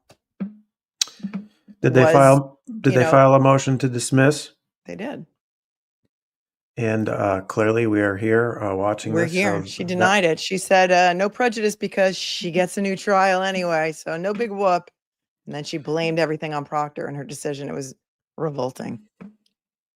The judge blamed everything on Proctor? Yeah. Oh, if you haven't seen that, we could take a look at that decision because it may blow your mind, but Yeah, I got to find it. That's one of the things that I perceive I mean, you all probably have perceived too, is happening. I mean, I'm like, so is anybody going to call Proctor? And actually, I looked up the missing witness instruction, Hmm. which isn't going to apply because he is available to each of the parties. But is the Commonwealth going to call him? They didn't talk about him in the opening, correct? Yeah, they say that they are not going to. I And believe. and then does the defense call him? I think they will because they need to get those other text messages in. Yep. His really heinous text messages about, oh, I wish she would just kill herself. Those were messages between him and his sister, unless they call his sister to authenticate them. And then there was some group text messages that he had on the evening of January 29th with his like high school friends or elementary school friends. And some of them are on the witness list where he said, one of his buddies said, so the homeowner is going to catch a lot of shit. And he said, no, he's a Boston cop too. And then, Right. called her a whack job, C word, among some very other disgusting names. So they need those messages in, I think. Okay. May I ask you a question? Sure. For what? Bias. It shows his bias for the investigation against Karen Reed. It shows, and he also was fired But they already know because that, don't of they? his inappropriate conduct. Say again? Doesn't the jury already know that? They know he was fired, but I mean, don't you think it makes it so much more egregious when they hear the messages? I think they need to hear the messages. So here's what I have come to believe in the way that I try to practice, Mhm. and I think I may have told you off camera before that that a lot of times, especially as a counter-punching defendant, criminal defense attorney, we counterpunch. Unless we have an affirmative defense, self-defense or defense of others or something like that. And, they say that doesn't shift the burden, but it kind of does. But when it's a straight up and actually they have a third party culprit defense, so that kind of shifts the burden as well. So you kind of have a burden to do it. But I'm a big fan of having seen mistakes made and overdoing it myself a couple of times in some trials is that sometimes less is more. So the ultimate question as to who calls this cancer on the case comes down to, in my opinion, and the way that I've been looking at it and the way that I've dealt with cases like this before, it's the balancing test. And that's why I asked you, as the wise ass that I can be, why? Mhm. What do you need him for? Okay, so he's an a-hole. We know that. We know that he's fired. You've got this. Yuri is really something. Doubling down on Proctor is really something. Honor and integrity. Honor and integrity. Yet he's fired. And he gave him a glowing third quarter review. So I would expect that this team and I always consider those of us who do God's work on this side of the courtroom to be warriors. I actually looked up the definition because I don't want to, does it really fit? Two things that the internet has done good for me. I think it's pretty much a bad situation, although I'm on the Melanie Little show right now, so that's good.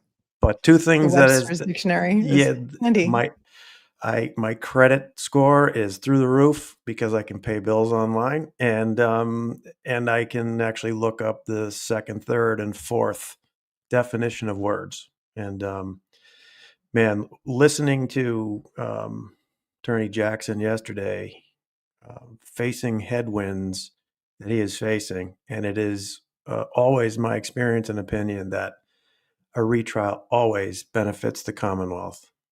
They just know where they went wrong, how the defense attorneys questioned, what evidence went well and what evidence didn't. Looking at the verdicts or essentially verdicts. I believe there were 2 acquittals, and another one that was not so much. it was my understanding is that there was a count that was close to going the wrong way. They look at that and sort of fashion their evidence in a different way. And it's clear now that I've been watching and listening that this is a very different trial, Right. starting with who's prosecuting the case. Right. So I assume that Attorney Jackson, and it's ultimately the client's call as to whether Proctor gets called as a witness. Ultimately, what are we going to gain from calling him if the Commonwealth doesn't call him, versus what damage could he actually do? Because I believe that despite the fact that, the Commonwealth is saying, yeah, he did these stupid things, but it didn't really affect the investigation, which obviously is BS itself. But is there something other than showing that this trooper was inappropriate with the comments that he texted on his personal phone or whatever it was? Is that worth risking whatever damage he could do if we do call him? Guarantee you that they've had that conversation. Maybe they've made the decision already, and obviously they're waiting to see if the Commonwealth calls, but I don't think it's automatic. But you also know more about the testimony and the evidence than I, but I just I don't think it's a guarantee that he'd be called by the defense. Hang on. Laura, thank you so much for your $100 super sticker. That is incredible. Thank you, Laura. You're incredibly generous this morning. I appreciate you more than you know. I mean, he had close personal ties to the Albert family. His mother's on Facebook calling the Albert family their second family. Are He they getting never that should have been in? involved in these interviews. Did they get any of that in through Yuri? They did not. They couldn't get those Facebook pictures in and stuff like that. And so they didn't get any of that stuff in. I Okay. don't know. I just think that it's a younger jury. I feel like didn't there's know a that. lot of people that don't want to believe that the police can be corrupt, and it's a hard sell, But I think based on what I've heard about the demographics of this new jury, they're much younger and they seem to be visibly pissed about what they're hearing. That to just hear how horrific Proctor was from Proctor's mouth, making him read those text messages about what he said about her, because they're just filthy. Yeah, Would maybe just take it over the top.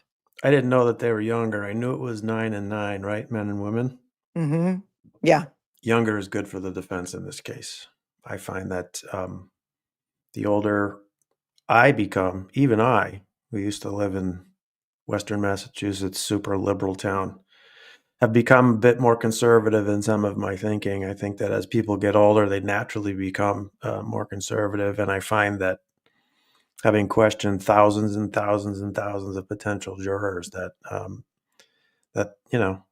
when I was young 100 years ago, I had a much more liberal idea about the world, and wasn't particularly trustworthy of anybody in authority, let alone police. So that's good that it's a younger group.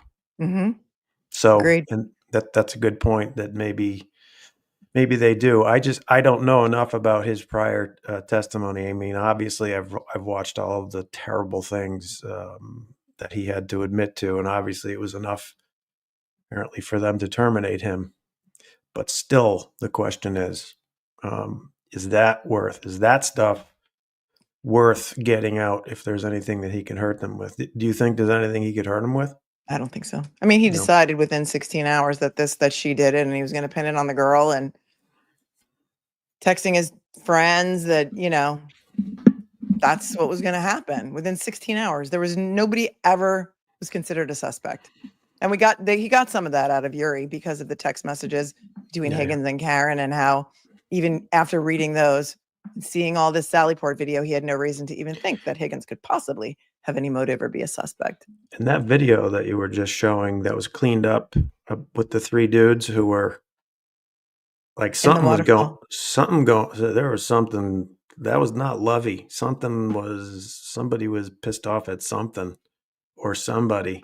That was really, really interesting. I'd never seen that before. Well, it's been cleaned up since the second trial. So now there's a guy, Richie, he's called Microdots on all of the socials, and he has cleaned up a lot of these videos. That's what he does. He's also been, helping the defense team and working for the defense team.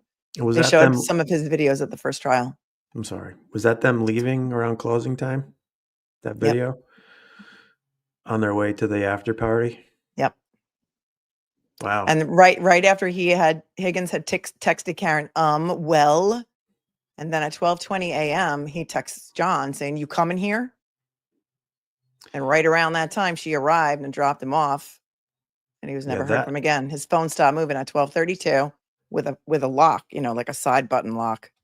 That video really interests me, especially with that timing, because I may or may not have ever been in that situation before in my previous life, which wasn't particularly spiritual. Mhm. But I've certainly seen stuff like that go down, and just the body language and the yanking arms, and you could tell he was somebody. I forget, the guy in the middle was saying something like, Higgins was in the middle. That's Higgins. And then that's it was Higgins? Chris Albert, who's now town select board member, who's the brother of Brian, trying to hold him back. And then Brian's on like the left side of the screen with the puffy jacket and the beanie cap on. That was his house that they went to, 34 Fairview. You can take this one from Rainy Day. Attorney Tom, in Massachusetts, will Proctor automatically be considered a hostile witness due to him being an adverse party? Love you both. Thank you. Thanks, Rainy No. Day. Automatically, no. Well, if he's called on direct, let's say. Yeah. Walk us through how that would work if the defense, if the Commonwealth doesn't call him and then the defense does call him. I think that there's got to be a showing of him.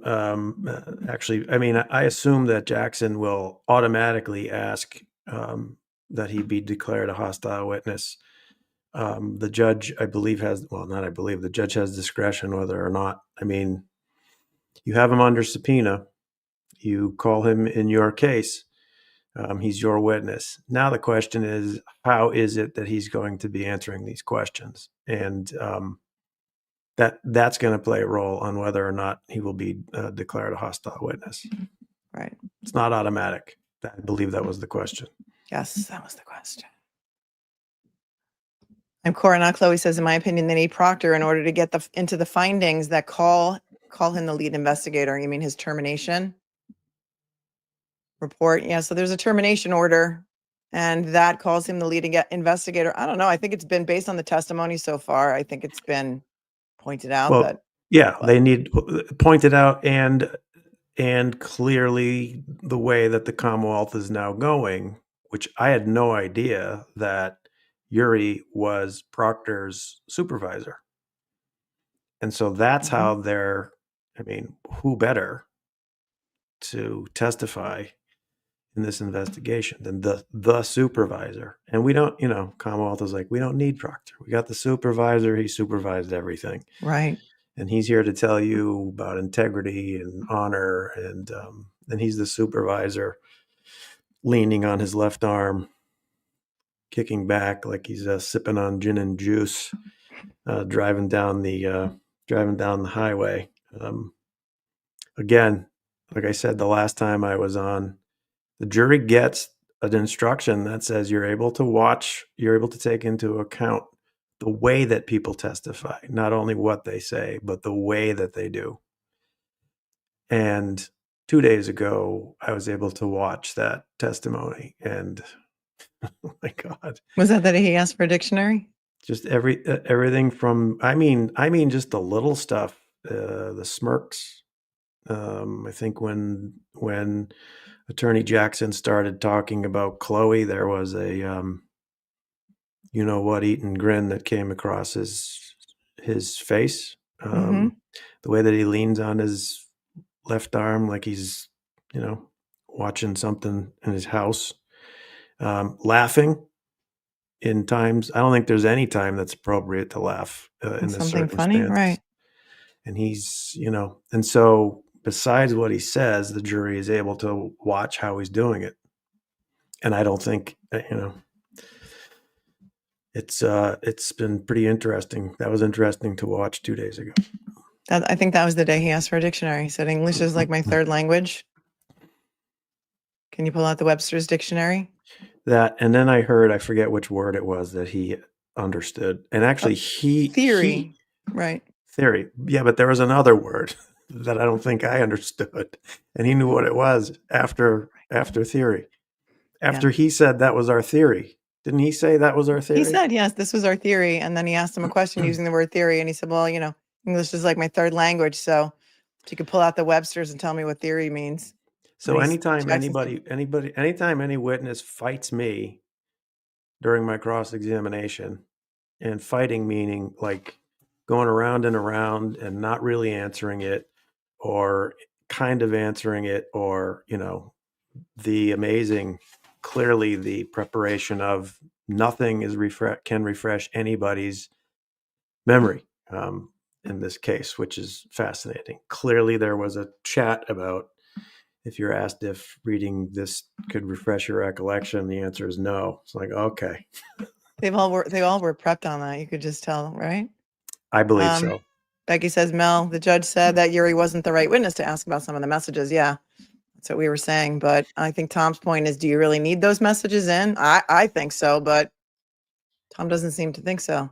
No, that's not what I'm saying. What are you saying? I'm just asking the question because you guys know the evidence better than I do. You guys have been It's watching it really egregious. more thoroughly than I do. But is there anything in there other than showing that he's, gross and whatever else as a person? Is there anything else that he gives the defense that helps their case so much that they risk him hurting their case?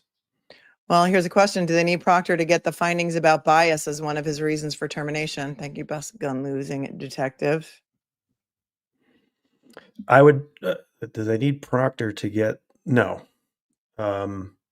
I mean, I don't know. Have they made a motion to introduce that, like the disciplinary findings? I mean, they've made them. I think the motion said that this stuff would be allowed in. I don't know that Brennan has stipulated to allow it in as evidence, and it's just going to go back with the jury and they can read it. So I guess. Is there anybody on the witness list from the body that heard the evidence and made the decision to terminate him? I think it was signed by Jeffrey Noble, who's like the head mofo in charge of the MSP. And I don't think that he's on the witness list. He's not on the witness list? I don't think so. Then, yeah. I mean, I'm trying to think if you get that in through him. Stephanie says the judge stated in her papers, in her order, that it was all Proctor's fault that the video was withheld so they can question him on that. Yeah, I have that decision pulled up, and since you haven't seen it, it's 39 pages long, but I want to just see if I can find the part where she talks about Proctor, because that's a good point, Stephanie. So let's take a look at that. Since you haven't seen it, I'll send you the whole decision at some point so you can read it for yourself, because the day that I read this on camera, my head popped off like 5 different times. I was so outraged by it. But let's get to the part where she talks about Proctor.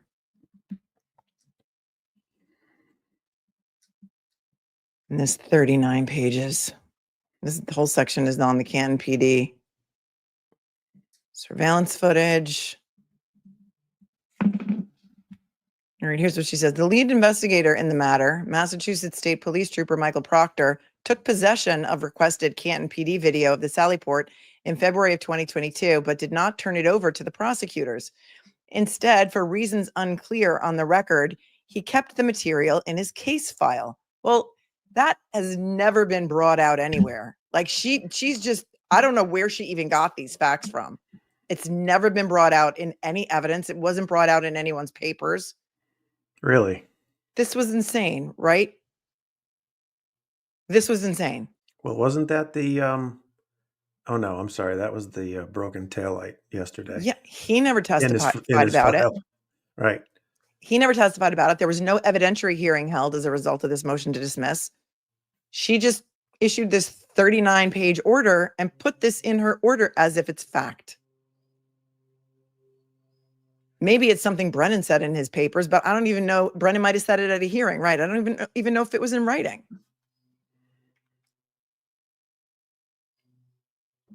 And so then she gets into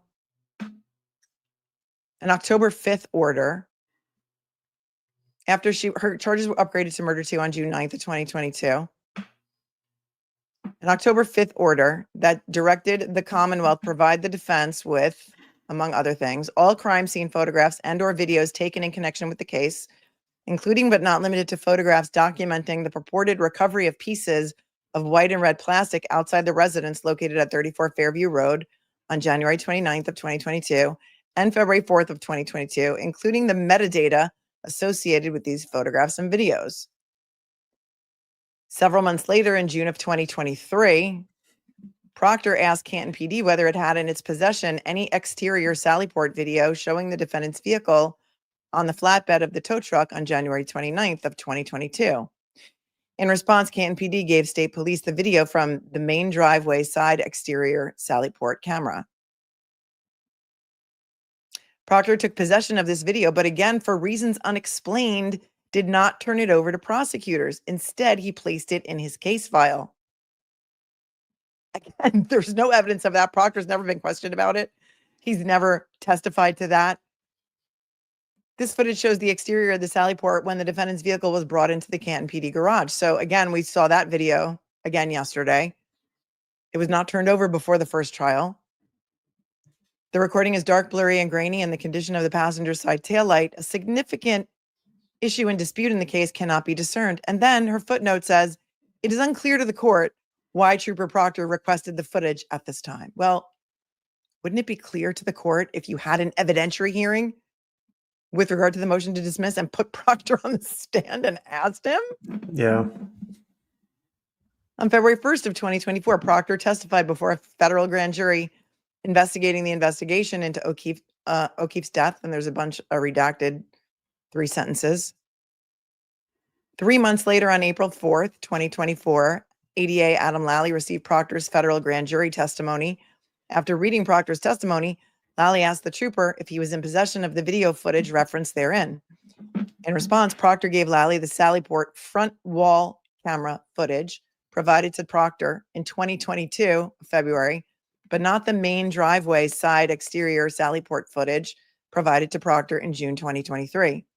Lally immediately turned over the Sallyport front wall camera footage to the defense, along with footage from the Canton PD main driveway showing the SUV on the flatbed. None of this footage contained a view of the back of the defendant's SUV. Then on April 10th, 2024, Lally files his certificate of compliance. When defense counsel reviewed the Sallyport front wall camera footage, they saw that 42 minutes of footage was missing. We saw that yesterday. Oh, there's George Clooney. There's George. For everyone who doesn't know, that is Tom's cat, George Clooney, who made an appearance the first time you were ever on the show after the Brian Camp acquittal. And as usual, was far more interesting and than I was as a guest on your show. Don't be silly. I don't know that George Clooney had much to say on that appearance. George And does then not have to say anything. George got stage fright last time Oh, and buddy. didn't come on. I think we were arguing. You and George? Yeah, I think we were. Have you buried the beef? Are you guys Oh, better yes. now? Oh, yeah, Oh, we're good. okay, good. Oh, Georgie. So you can see that in her order, she blames Proctor for hiding the video. And then June 5th and 6th is when the inverted video came out. It wasn't brought out until cross-examination.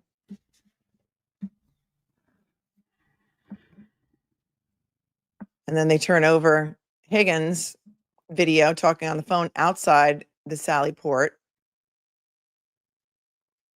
But that wasn't turned over until something like January 2025.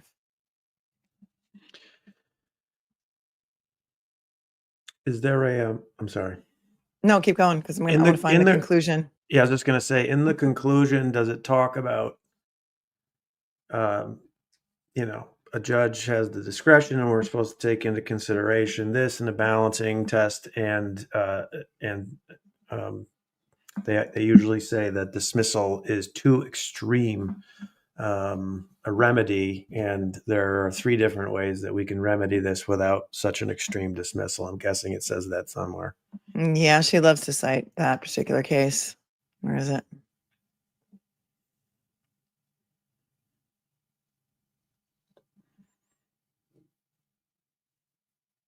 There was also some issues about Trooper Fanning, who's the supervisor of Buchanan, perhaps interfering with the jury. No hearing on that. Yeah, that one was interesting. Forgot about that. Hmm. Because he heard from a guy who heard from a guy who heard from a guy that one of the jurors was drinking at the American Legion and may or may not have said that she was on the jury, and there may or may not be video of that. Can you hear him purring? I can't. Where's the conclusion? This is the first lawyer you've had on with a purring cat on his microphone. I think so. I've think not it's seen yours. Betterow. I've not seen Betterow with a cat. He's got to step up his game. Yeah, I don't. Oh, he's got Lola. He's got some dogs that are on a all camera right. occasionally, so he does have the good dog on there He's a dog guy. every now and then. He's very good on your show and other shows, by the way. He's very good. Yeah, he's good. Hold on.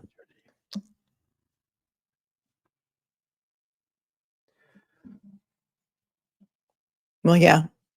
Remedy for discovery violations is noted repeatedly herein. The defendant has not demonstrated that she suffered any actual prejudice based on the Commonwealth's late disclosure or failure to disclose evidence before the first trial. Wow. However, even if the defendant were able to show prejudice, the appropriate remedy would not be dismissal of the charges. Yeah. Dismissal with prejudice is a remedy of last resort. Yeah, there it is. Under the circumstances of this case where there was a mistrial and the defendant now has the evidence at issue prior to the second trial, she cannot show that she suffered irremediable harm to her opportunity to obtain a fair trial. She doesn't realize that the prejudice was having to go through the first trial without this evidence where she could have been acquitted. Well, that's it. I mean, if they had it, but I mean, how do you? That's where the defense is in a between a rock and a hard place. How can you show that she would have been acquitted if we had that?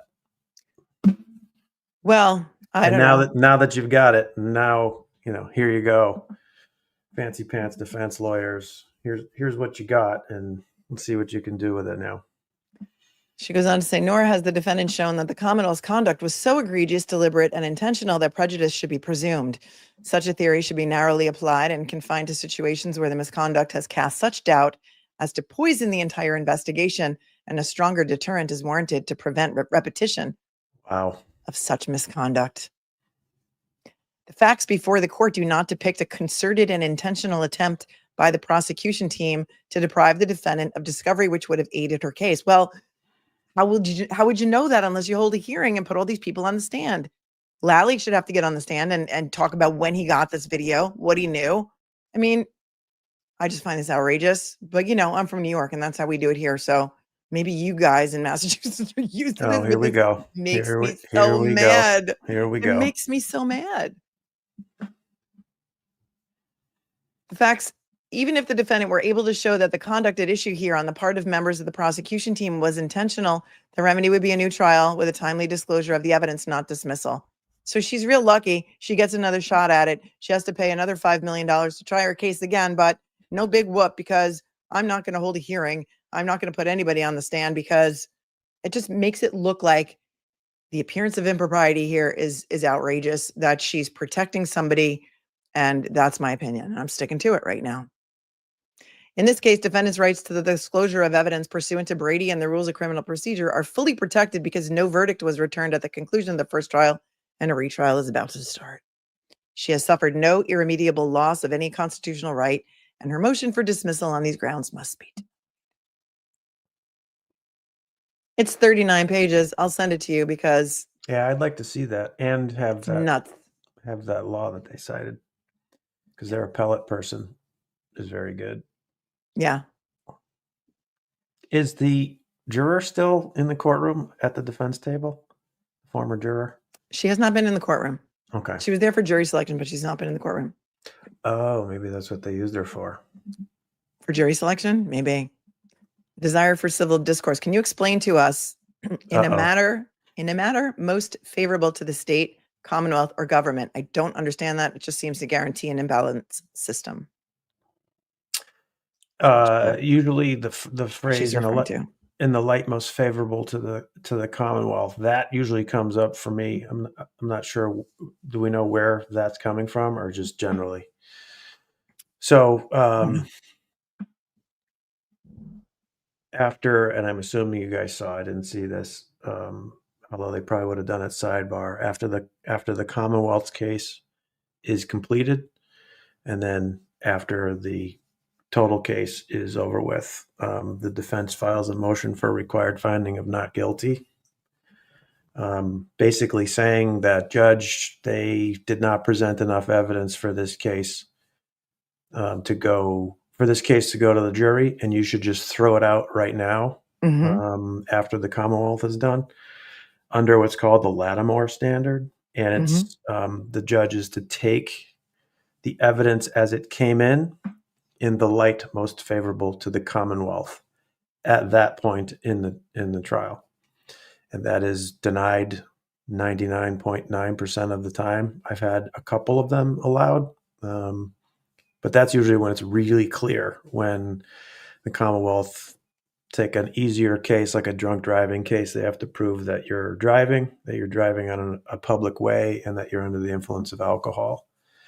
If the Commonwealth forgets to introduce evidence of public way at the end of their case, that the case is not going to go to the jury, because the Commonwealth did not introduce a key element. So in the Camp case, Judge Manitzis, who was great, when I filed my motion for required finding of not guilty, I didn't quite even get to sidebar. The prosecutor was there before me, and I was there waving my paper. And by the time I got there, he said, yeah, no, we're going to deny that. We're going to let the jury decide this, which is the most preferable way. And that's usually what a judge is going to say, even if it's close. And then at the end of all of the evidence, especially if the defendant has put on a case, you do it again, basically saying that, and now it's even worse for the Commonwealth, and this definitely shouldn't go to the jury. Judge, you should throw this out right now. Or this charge, they didn't present enough evidence, or this charge, so those charges shouldn't go to the jury. The rest of them can. And again, when I filed that motion, as I approached the sidebar, it was being denied. And so it's more preferable for the jury to make the decision on cases. That's what we're here for. That's what the judges say. That's what the case law says. But in that situation, the standard is in the light most favorable. The evidence in the light most favorable to the Commonwealth. And nobody's listening to me, because George is... Because he's ready for his close-up. Thank you. Desire for civil discourse. D, thanks for your 10, says, hi. If someone contradicts themselves from one trial to another, can lawyers play video for jury of old testimony under oath to impeach them? For example, Higgins. Sure, if it's done appropriately and the judge allows it. I mean, that's an if. Again, everything. Go ahead. I was going to say, wouldn't they have to use the transcript? They would be allowed to show video. Oh, of a trial. Hang on one second. If someone contradicts himself from one trial to another, can lawyers play video for the jury of old testimony? Like, so we're assuming there's cameras in the courtroom, kind of stuff. Right. I would argue for it, but it would probably be denied, the video part, for using the transcript. But there's nothing like seeing a video of a person. I think. Like I was just talking about, you can take into consideration the way someone testifies.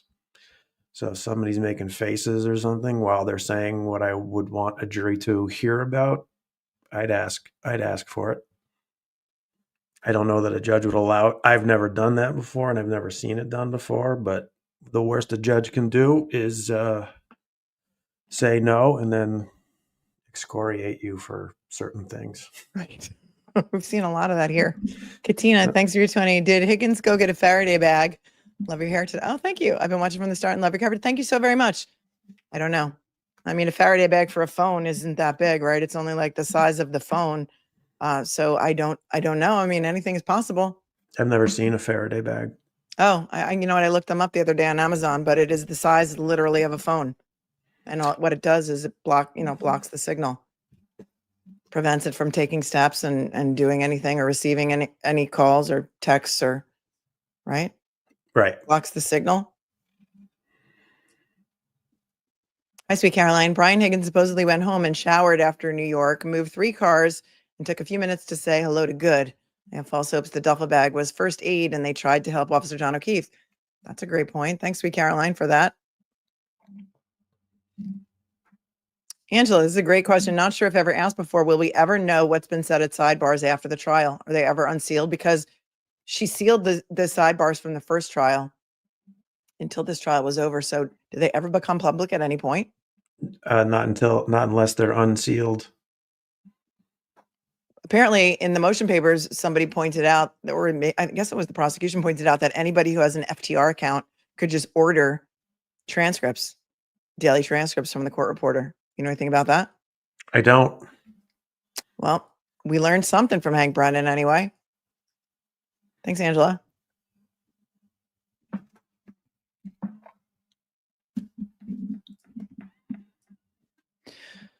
Live Mr. Ducks, do you think Bev will give more time for closing? Yeah, last trial, each attorney only had an hour to close.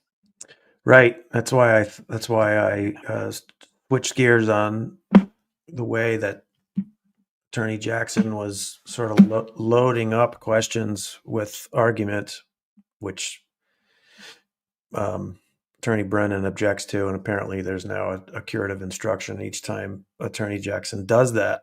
But that's what I said last time when I found out it was only an hour. Now I know why he's doing it. I think they need more time. That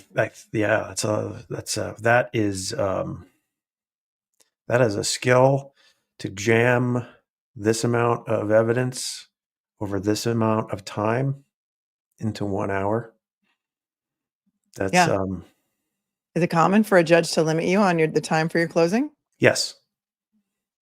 Yes. Have you had a 10-week trial?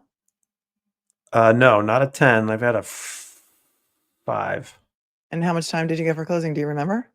Oftentimes a judge will say, how long do you guys think you need?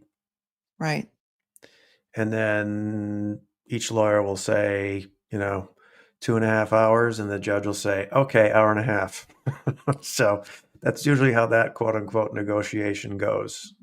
Because especially after this length of trial, one of the things that the judge is mostly concerned about is the jurors and delays. I see that the Judge Cannone comes back and every time says stuff like this happens all the time.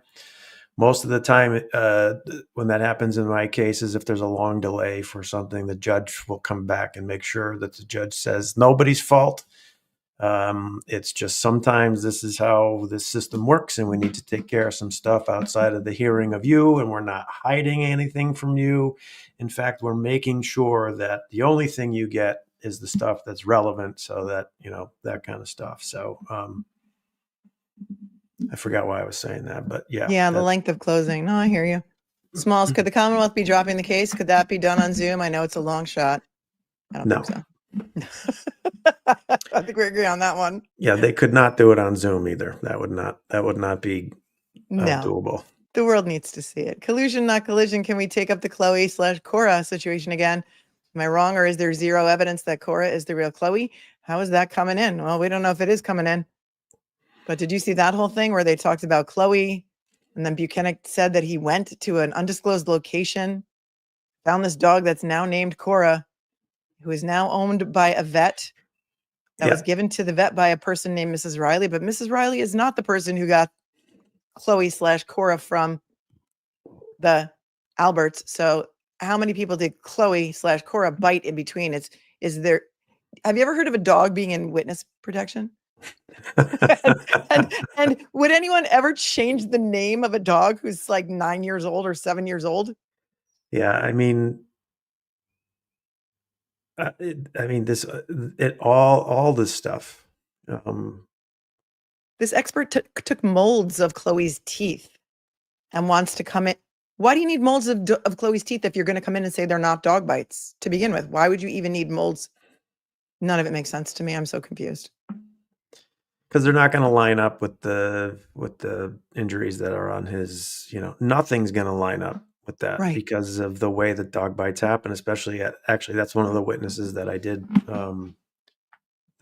watch. Most of her testimony was that expert that the defense called, the woman who was a doctor. Dr. and a Russell. vet. She worked in a prison. Prison, ER. She does doggy stuff. And yeah, Right.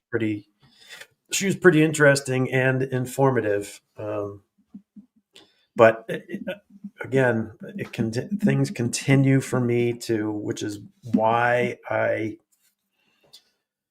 again, I've not seen it all, but it all, especially with Arca testifying, Mm-hmm. it all comes back to, and unless I've missed something with regard to the Commonwealth's theory, it all comes back to the claim that Karen hit him with her car, Mm-hmm. caused those injuries, furrows, I think somebody called them. Yeah. Infamously, I think he said that Yeah. in a second, caused those furrows in his arm. And was he wearing a shirt at least when it happened? Yeah. He had a long sleeve like hoodie on, thinner hoodie and a short sleeve t-shirt. And I want to make sure that I say this because I'm talking about a guy who didn't deserve to be dead, by the way. Yeah. And so, this trial has gone along and people talk about the victim here as if he's a thing. So I say that because he's not, but the injuries, as I saw described on both sides last trial, me, they are. John O'Keefe was not hit by a car. They're consistent with the blunt force trauma and the swollen cut eye, and a beating. They're consistent with a beating. a beating. I think it was more than a beating. I think it was a bad one. So it all comes back to me with, so do we need to call Proctor? Unless he did some of the accident, investigation, or although they're saying that he was the lead investigator and had something to do with the pieces of, are they saying that he had, yeah. Well, yeah, yesterday they let Buchanan testify about 3 different days that Proctor was the only one there collecting the taillight, which I thought was weird because he wasn't with them, but they all came in. Giant pieces that Buchanan did not find the day before when he was there. To me, it comes down to that. I mean, that's it. Arca is huge, even though I am so jealous of that young, handsome, wealthy, married with 2 young kids witness who handled Brennan's cross-examination so well. He's going to be a great witness. Dr. Wolf, you mean? The crash daddy? I try to forget his name. He has nice dimples. All right, enough. I'm a Rentschler girl myself. I prefer his partner, Rentschler, Really? to be honest. Yeah, I do. Okay. I do. I just, it's going to all come down to that. Well, apparently last time the jury disregarded their testimony because they didn't know where they came from, thought they were hired by Karen's insurance company and or Turtle Boy, and so they just disregarded them. So if it doesn't come out that they were hired by the feds, who knows how much weight they will give them this time. Speaking of the feds, Oklahoma attorney for true crime says, I think the feds are still investigating. I'm a civil rights defense attorney, and feds have investigated in my cases and never tell you they are done. Let's see about that. Yeah, I've had cases where we're told something has started, and then a couple of years go by, I think you're in the clear, and then all of a sudden you're not in the clear. So, especially with the ongoing testimony here, the feds are very curious people. Curious, like actually curious, like, what are you doing? Mm-hmm. What is it that you're saying? They're definitely watching. I noticed a shift in demeanor, like in the past couple of days. The judge, Buchanan, like all of them. It was Well, I mean, palpable to me. you got a state trooper who was fired. That's, Yeah. the lead investigator. That usually interests them when that stuff is going on. And it rarely happens, right? It's pretty hard to get fired from the MSP. I don't I need a don't- badge. Go ahead. I'm sorry. I don't know, but I would not be surprised if they're still looking. I don't need a badge says, what if John did go inside? Karen left. He needed a ride home. And Higgins says he'll give him a ride home. Verbal fight in the car. They get outside and fight outside. John O'Keefe is killed. Cover up starts and it's the missing travel time. Anything could it be possible, right? Thanks, Becky, for your gifting a membership. Greg, Yeah. did you notice? I'm sorry. Go ahead. No, go ahead. I was just, again, being the armchair quarterback here, without the stress that the Warriors Comes along with it, right? that are experiencing every day for the last 2 years. The question is, do you try to show that? And I'm coming off of that last question with the, what could have happened in there. Question is, nobody knows unless somebody comes out and testifies. But that's reasonable doubt. Exactly. What happened in there? What the defense is doing is they're kind of telling the jury what it is that they think happened there, if we're talking about a third-party culprit.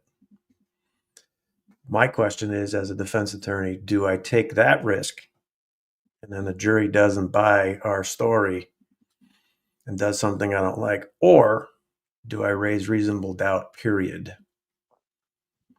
That's my question. Anytime I have a case like this, I'm a big fan of raising reasonable doubt.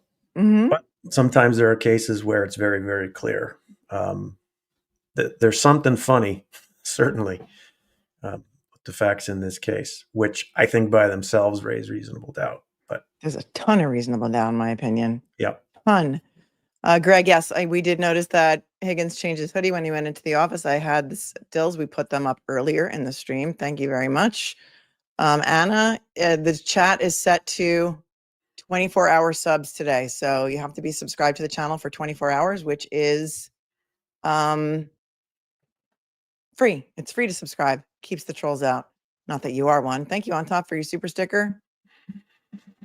Kelly says, since multiple people have testified about them reviewing video of their previous testimony with Brennan, can the defense just play the jury the video of Proctor's testimony instead of recalling him? no. I didn't think so. It's not subject to cross-examination, so they wouldn't be able to do that, right? Well, he was subject to cross-examination at that time, but you're not going to want to do that anyway. I don't think. But he's not unavailable, or if he was dead, maybe you could do that, right? Dead There are or certain dying, situations when or you could do that. correct. Yeah. But because the videotape of his prior testimony can't be cross-examined now, again, they wouldn't be able to, if he's available, they could not just do that, right? Right. Or read in his transcript. Correct. Mickey, I feel after the Higgins decided to tell John about Karen and text messages, scorned and telling John went badly. Brian Albert's play fighting with a smooch was him letting Higgins know it could go badly. That's an interesting theory. Thank you. That's obviously, as I watch your show and I read the comments, which of course are my favorite things to read. Mm-hmm.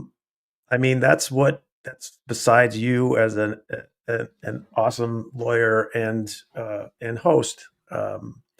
It's one of the things that makes this case so intriguing is the what happened, what was going on, and throw in the added, text messages between the defendant and I forget who it was. Higgins. About the, from the get or from the jump. From the jump. You're hot. From the jump. That I mean, this case obviously is it's like worldwide. I mean, I think I heard you this morning saying that somebody was checking in from Australia or something like that, London, UK. That's pretty awesome. The But world is watching. yeah, and Howie Carr says you're the best. He did. He You're did the say best that. best place to go, which I mean, it's a pretty ringing endorsement if you ask me. that is certainly in the Boston, if not the entire Massachusetts Commonwealth. I'm not sure that you could get a better endorsement than that guy, especially when he's writing about it and gets a cover story on the Boston Herald. Thank you. Thank you very much. Lewis says, I want to hear what Tom was saying about how he deals with witnesses that evade and can't be beckoned to recall. The first thing that I do is I don't harp on it for too long if I can't get what it is that I want. But it's usually the first thing that I do with any witness is I commit them to their if it's an officer, a law enforcement officer, or somebody who writes a report. The first question I ask them is, if Her Honor allows me to approach you, and I show you this document, could you tell me if this is the report that you wrote? So that the jury knows that I have their report or their testimony or something like that. And so that they know that something was written, that it was written by them. I talk about, have you, in your training as an officer, you actually take a course in the academy on how to write a report. I know that because I've taught it 100 years ago. You taught that course, yeah? Report writing 101? One of my best friends was an instructor, and he had me come in and cross-examine these newbies who had written their first ever report. And it was, purposefully painful so that they see what happens. Either if you leave stuff out or you exaggerate or you lie or whatever it is. So yeah, I know that that's what happens. And so, and you're taught that you include all the important things, correct? Yes. You can't include everything. That's impossible, right? Correct. Can you tell me if this is a copy of your report? Yes. Take a look at it if you need to read it. If you don't, because I'm a defense lawyer. Not everybody believes the defense lawyer until their kid's in trouble. But and then once they're committed to that report, the jury knows that I have the report. Here we go. And I'm not sure. I'm trying to think if I have ever had anybody ultimately say, because what I do is, and I've seen Attorney Jackson do it, you come up with, especially now, I'm sure that he has, because these guys all cannot be refreshed, apparently, as you come up with the 3 or 4 different types of questions to get that done. Ultimately, if it winds up being too much of a fight and the judge is not allowing you to approach whichever way you ask the question to refresh the recollection, move on, because you're going to make the jury tired of you, at least. But the foundation is, I already have your report, and do you remember I say, do you remember how you described the way that this happened in paragraph 6 on page 4 of the report that you told me is your report? Do you remember how you described it then? And it's usually, when you're that specific, no, I don't. Would it refresh your recollection to look at it? And so, again, if the person says no, like is going on here, Right. I can't remember. And so because I can't remember, I don't think that looking at it is going to refresh my recollection. I mean, it's all over the place in this case. But if ultimately you show the jury through your questioning that it's there, and they say that it's not going to refresh their recollection to read it, again, the jury can use their common sense and life experience and take into consideration the way people answer their questions when determining whether or not they're credible. And so I chalk that up as a win, that they're fighting me. And in my closing argument, I say, why would somebody fight me on that question? Why? This is why. So that's how I deal with that stuff. But most of the time people say, yeah, it would probably refresh my recollection. If I could take a look at what I said a year ago in that statement, and then you approach them and you say, read it to yourself. Don't read it out loud. Read any part you want to, but I'm going to point you to this paragraph because that's what I'm talking about. But read anything. And then, does that refresh your recollection? Yes, it does. Can you tell the jury what it is that you wrote a year ago? It'll be something different than what they're saying today. And then move on. Except the problem is that Jennifer McCabe has testified that, she doesn't, like, Lank wrote that down wrong. I didn't say that. Proctor wrote that down wrong. I didn't say that. Everyone Good. wrote it down wrong because none of the witness statements were ever signed or recorded in any way. Still, is that credible? Right. The jury's looking at the people testifying this way going, or at least somebody on the jury is looking at them going, really? That's Yeah. I mean, they are 9 people chosen from the community, 9 women, 9 men. I'm not sure I've ever had that. I've had all women on an OUI case one time, which you don't want. But I've never had 9 and 9. And they're younger and they're looking at this, and I think they're saying, what is this all about? Agreed. Diane Belfast is in the house. Thank you. Happy birthday to Karen in Chicago, she says. Thank you very much, Sherry. Thank you. This may fit the Sergio Gennaro theory that Brian Higgins hit Officer John O'Keefe with a crowbar belonging to his Jeep, then exchanged the crowbar with the one in his work vehicle. I have not watched that video. Thank you, Sherry. Inverted shoe. As a stay-at-home juror, I was disappointed that Shoegate was not mentioned. And what about the socks? Somebody pointed out yesterday in the chat that the socks may have been given to the family. I don't know. Maybe the defense knows where the socks are, so I can't comment on that. And I'm sure that in closing, they will talk about this thing about the shoe. Did you see the thing about the shoe? The evidence bags thing? Yeah. That was awful. Yeah, the left shoe was pulled out the day before by Trooper Connor Keefe, who said he collected it at the scene, and that was the one found at 34.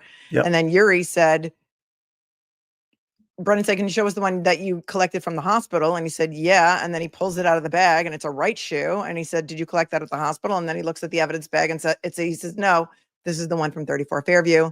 They go on a really long break and then come back. And he's like, yeah, this is the one I found at the hospital. And that was the end of that. So I guess it'll be brought up in closing. Exactly. If there's anything to it, but well, there's a lot to it. Are you kidding me? He just read the bag wrong. What if he read the bag wrong? I mean, that's a problem. But the fact that they glossed right over it and didn't cross-examine him any further on that, what does that indicate to you, if anything? Well, I'm going to put you on full screen for a second. Yikes. I have to eat my protein bar or I'm going to get really hangry. So just give me a second. Go ahead. Keep talking. Keep talking.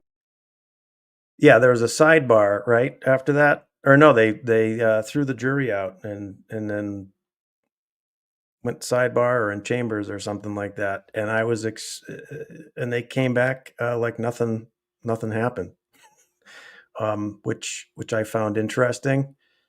I don't know what the judge is going to allow them to talk about in the closing argument with regard to that. But my thought is you can't even introduce the evidence correctly. Like, is the bag marked incorrectly?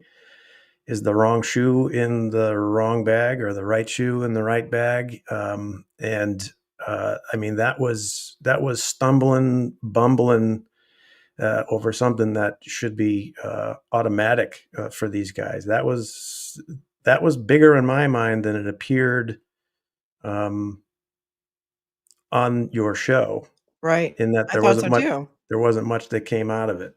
So there might be, I don't know, there might be a innocent explanation or whatever, but something was talked about. Was it sidebar or in chambers? I can't remember. I was on my walk during that. We don't really know because they just cut the camera. And so we don't really know. I'm not sure where they went. Some people are saying the prosecutors are in the courtroom and somebody else is on Zoom, but I don't know. And I don't have a live feed of it. So there's nothing for me to play for you guys right now. Who's on Zoom? I don't know. Maybe the defense attorneys are on Zoom. Karen, Oh. lawyers are on Zoom, and the judge is holding a Zoom hearing. And does anybody have the Zoom link for me? We can zoom in.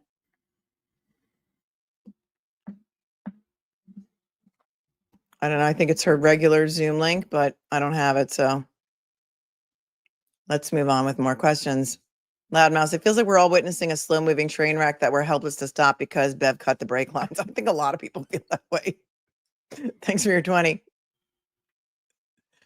Ipsy Dixits, good morning. Higgins isn't carrying a broom. It seems like he's carrying a bench weight holder. Snow broom isn't long enough. Please, the hidden ex parte from yesterday. I don't have a timestamp on it. You kept asking me for this yesterday, but I can't, without a timestamp and a certain video to look at, I can't pull it up. And I know you keep asking, but I need more information. I can't scroll through on a live feed the entire video to try and find it. Ms. 86 Scorps, thinking of Chloe possibly being in the bag reminds me that AJ on Cross said they got rid of the dog like you get rid of a car. Is that what Brian Higgins is doing? No idea. Oh, Jonathan was told to leave the courtroom. The only reporter who was in the courtroom. Sorry, I don't remember my lies. Says he had to move at least one car to prove he wasn't lying, but the camera doesn't lie about it unless you invert it. Yes, well done. Well done to you. The truck he took the bag out of is Canton Fire Department, says Callie Lilly, thank you. Melanie, could it be that Brian Albert didn't hear the police and first responders because he wasn't there? Maybe with Higgins. I don't know, but when Lank went in the house, he was there. So I don't know, Susie. I think that kind of blows up the theory. But thank you for that. Sue, maybe he was establishing an alibi in case they arrested him. Forgot my last chat about clothes having blood on them. I don't know. Some people zoomed in on his sneaker. It looked like there may have been some red, but I don't know. Could have been just the way the video was. Unless I have facts, I don't really like to give rumors any legs. Siobhan says we need a Serpico who will stand up and tell the truth. Wouldn't that be something? Wouldn't that be a great turn of events? Calla Lilly says he takes duffel bag out of the Canton Fire Department paramedic truck side compartment. It has a portable stretcher in it. He puts it in the back of his Jeep. The video is so grainy and blurry that it's hard to see, in my opinion.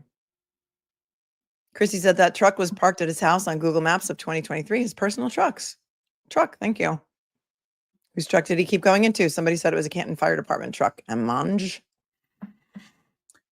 I promise you that is not a snow broom. It is a weight holder for a weight bench. Please, the hidden XP. Again, you keep sending me these super chats, and I'm happily taking your money, but if I don't have a timestamp, I can't pull it up. Thank you, Ipsy Dixits. Alicia Hansen, if Colin was responsible, they wouldn't have iced out Higgins after the wake. They would have kept him close.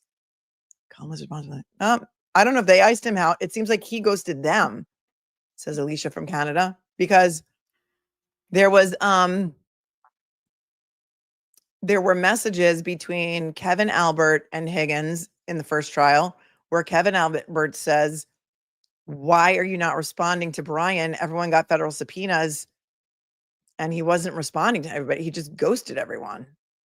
So I don't know that they iced out Higgins. I think he left them. Some people think he went to rehab. I have no idea. Again, rumors and speculation are not things that I deal in on a legal-based channel. So there's that. Greg says they've got Higgins trapped. Either he keeps his testimony the same and gets confronted with the video, or he changes his testimony and gets confronted with 3 prior testimonies. Either way, he's screwed. It's interesting too. I mean, not interesting because I think everyone should lawyer up before talking to the police, but especially if you're innocent. How about right? don't talk to the police? Yeah. That's what I think. Lawyer up and don't talk to the police. But go ahead. They can Point call taken. you. They can call you. I'm going to put Yes. your link in the video show notes Thank below you. because I wasn't sure if you were able to come today. But Tom is a Massachusetts attorney practicing in the entire Commonwealth of Massachusetts. And it was interesting yesterday. They pointed out that he was interviewed at his lawyer's house. I guess it was in Sharon on February 3rd, which was after Karen Reed was arraigned. That's when he brought all of his text messages in that he cherry picked from the FBI kiosk. And Buchanan said, well, I gave him a strong warning that he better not be giving me anything fake because I got all the other phones. By the way, that's a power play by the lawyer and a smart play because your client is in a place that he is more comfortable than sitting in a police station when they're being questioned. And the lawyer whose house it is has all the power to tell whoever he or she wants to get out. So just a little aside there. I've done that. Yeah. Thank you, Greg. Mickey, I'm a bit behind. You're killing me with the he's hot. Feels sick to my stomach. Well, for those of you who never got a look at Brian Higgins before, that was him. Gail said it's great to see Tom again. You're a lovely man, such a calming persona. Oh, come on, man. I'm trying to put this this podcast stuff together with this light. Now I'm blushing and all that kind of stuff. Thank you. I'll send you the equipment list. Mickey, maybe it was an accident, but it's the motive. Oh, I have an Amazon list for that. Don't worry. And you can see my ceiling fan. I know that bothered you the first time, but it bothered I threw me. my stuff. Yeah, you said I can see your ceiling It fan. bothers me when people come in and they have a camera angle that's like shooting up from down below and like Oh, you yeah. can see their face and like See up their nose. shooting from up above, and it's like nobody needs that. Everyone should be center frame, straight on with the camera. You tape auditions, right? I do. Blowiski says, love your coverage and perspective. I'm 35 minutes behind. Did Higgins take the snow broom to stage John O'Keefe's body at the grass level when they moved him later with the Ford? I don't know. Don't you think Brian Albert might have had a snow broom in his garage? I mean, I'm just spitballing here, but anything is possible. I like the way you guys are thinking, and you're thinking outside the box. And remember, all of the things that you were thinking lead to reasonable doubt. All of that is reasonable doubt. And if the jury is back there in the jury room thinking about any other way this could have happened, that is the definition of reasonable doubt, right? Yes, Commonwealth versus Webster. Thank From you. 18, I think the 1860s, Commonwealth versus Webster defines reasonable doubt in Massachusetts, which of course you all have a skewed vision and version of, but Commonwealth versus Webster. I watch all these comments about Massachusetts. I'm just like, I got to say something. The whole Commonwealth is not like this. Oh, okay. Well, that's good to know. But we watched the Brian Camp trial, so we know. That was a great judge. The jury got it. He was acquitted. And that was a beautiful day. We cried. And to their, yeah, actually, I told you, I saw your reaction for the first time the other day. I know. The first thing that I thought of was how lonely it is to be at that table doing that work, which is why I'm talking about, even though there's 4 or 5 of them at council table, you don't know. Nobody has any idea what's going on and how it feels to be over there under these circumstances. And the first thing that I recognized obviously I wasn't watching you or looking online during the trial, but when it was over and Court TV came up to me and I'm being told that there's these, this whole industry out there with regard to, and I started taking a look at it, and then I'm looking at comments and listening to the Court TV people talk about jury of robots and all that. Oh my God. Big Case Mike was on that. I went by, and Josh Schiffer, that's who it was that you were talking about that were on right after the verdict, right? Right after or before the verdict. I can't remember, but it was they did the verdict and then they cut to Court TV and the host, she said, "Oh my God, anytime anybody says, including lawyers, I respect the jury's decision, you know that they don't." So that's the first thing that they said. And then, they were all of it. Cause then I started watching them and I'm like, okay, really, like stuff that they were talking about strategy and whether Brian testifies and all that kind of stuff. And, I just don't think that they've been there before. That's all. They just, I had to shut it off. They know not of what they speak. No, they definitely don't. But what I was going to say is that the even the troopers in my case, the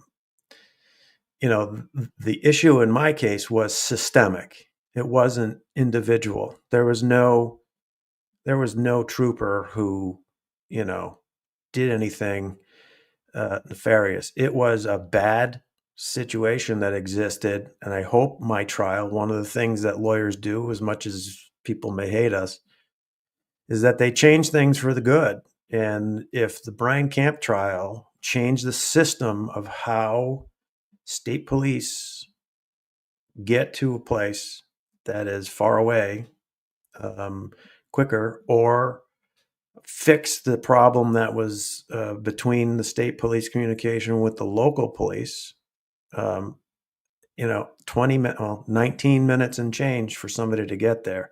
Right. That's not any one officer's problem, because there's video of them screaming in their cruisers trying to get to this place. It was the system that was in place at the time that created the fact that this guy was there for 20 minutes while Brian was praying for them to show up, and Right. was being asked to go back in by the dispatcher to check on the guy who was trying to kill him. That's what caused the situation, Right. not any one particular person. That's right. This is different. But even in camp, the state police were, if they could have done it differently, I know that they would have, and we wouldn't have been in this situation. This is You different. won. This is much, You much won. different. That was a huge win. That was a huge win. And yes. Jonathan My Latender was a bad guy. And I told you that after the trial was over, I heard from some of his family members, Jonathan Latender's, and they said, "Thank you for your coverage, because we really needed to know the truth." And I didn't know that. I thought I told you that. Didn't Maybe I? you did. I don't. Maybe I didn't. All right. I'll have to find that message for you and I'll show it to you. But even his family, these people anyway, were rooting for you and for Brian. For those of you who didn't watch it, the Brian Camp trial was crazy. It was amazing. We only have like 4 videos on it because it was a short trial, and Massachusetts did not want anyone to know that this was happening in Hampshire County. I now believe that completely. They didn't want to know. And I understand the concept of, calling the bad guy, but something was wrong. And so, all of us have issues. This guy had issues that caused him to be in this situation. So, yeah. And Brian certainly didn't want any of that to happen. He didn't go to bed that night thinking, geez, Somebody was going to try and kill him. Somebody breaks in. He saved his whole family, in my opinion. He did. Eli says, as a layperson, would hate for the defense to think they have enough without bringing in Proctor. They need him, in my opinion. What's defense's downside if they call Proctor? Well, that's my question to you, Ellie Rod, 499.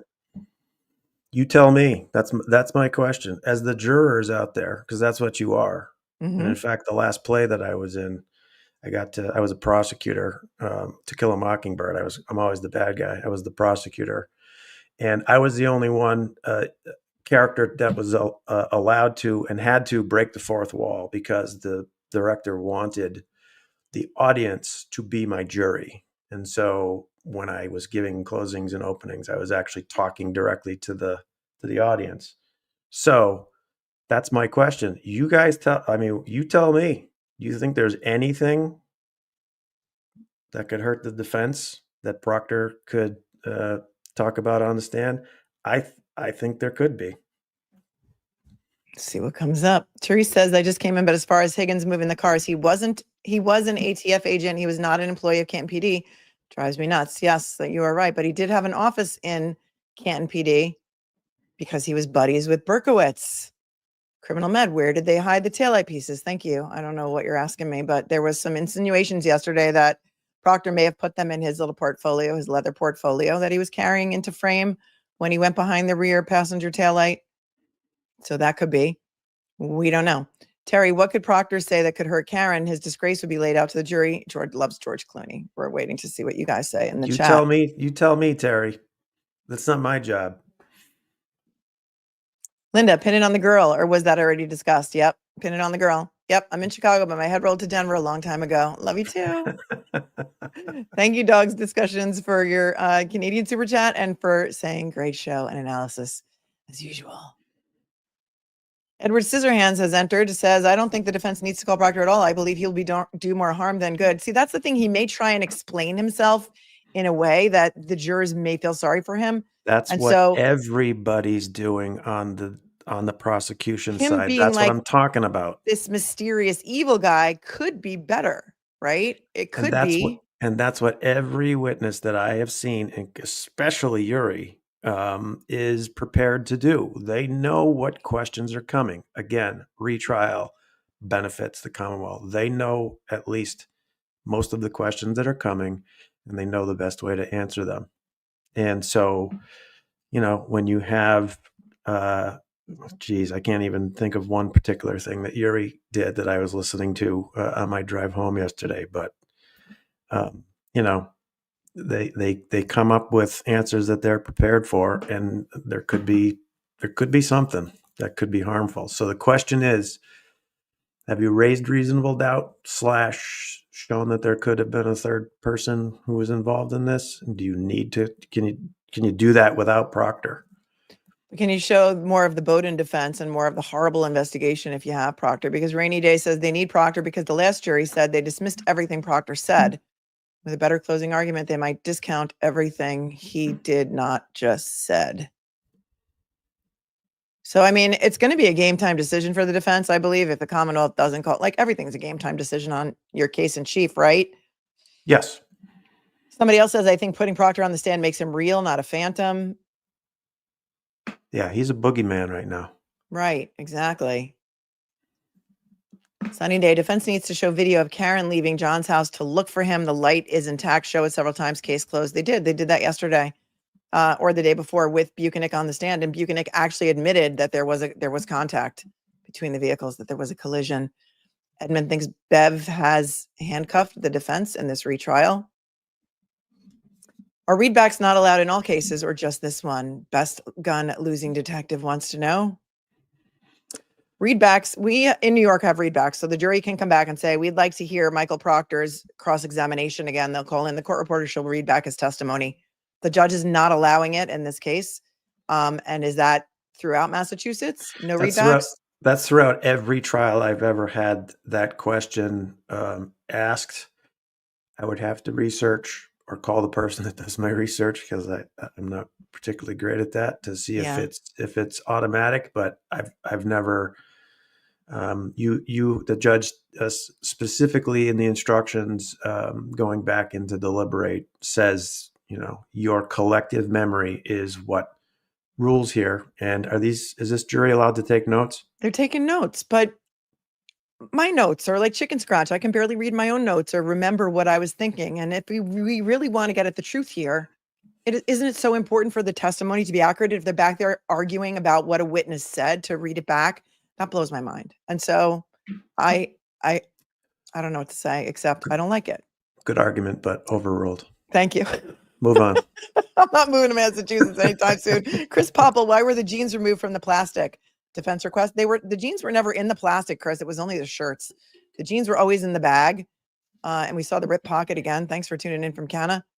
Wicked Mad Mouse Mom.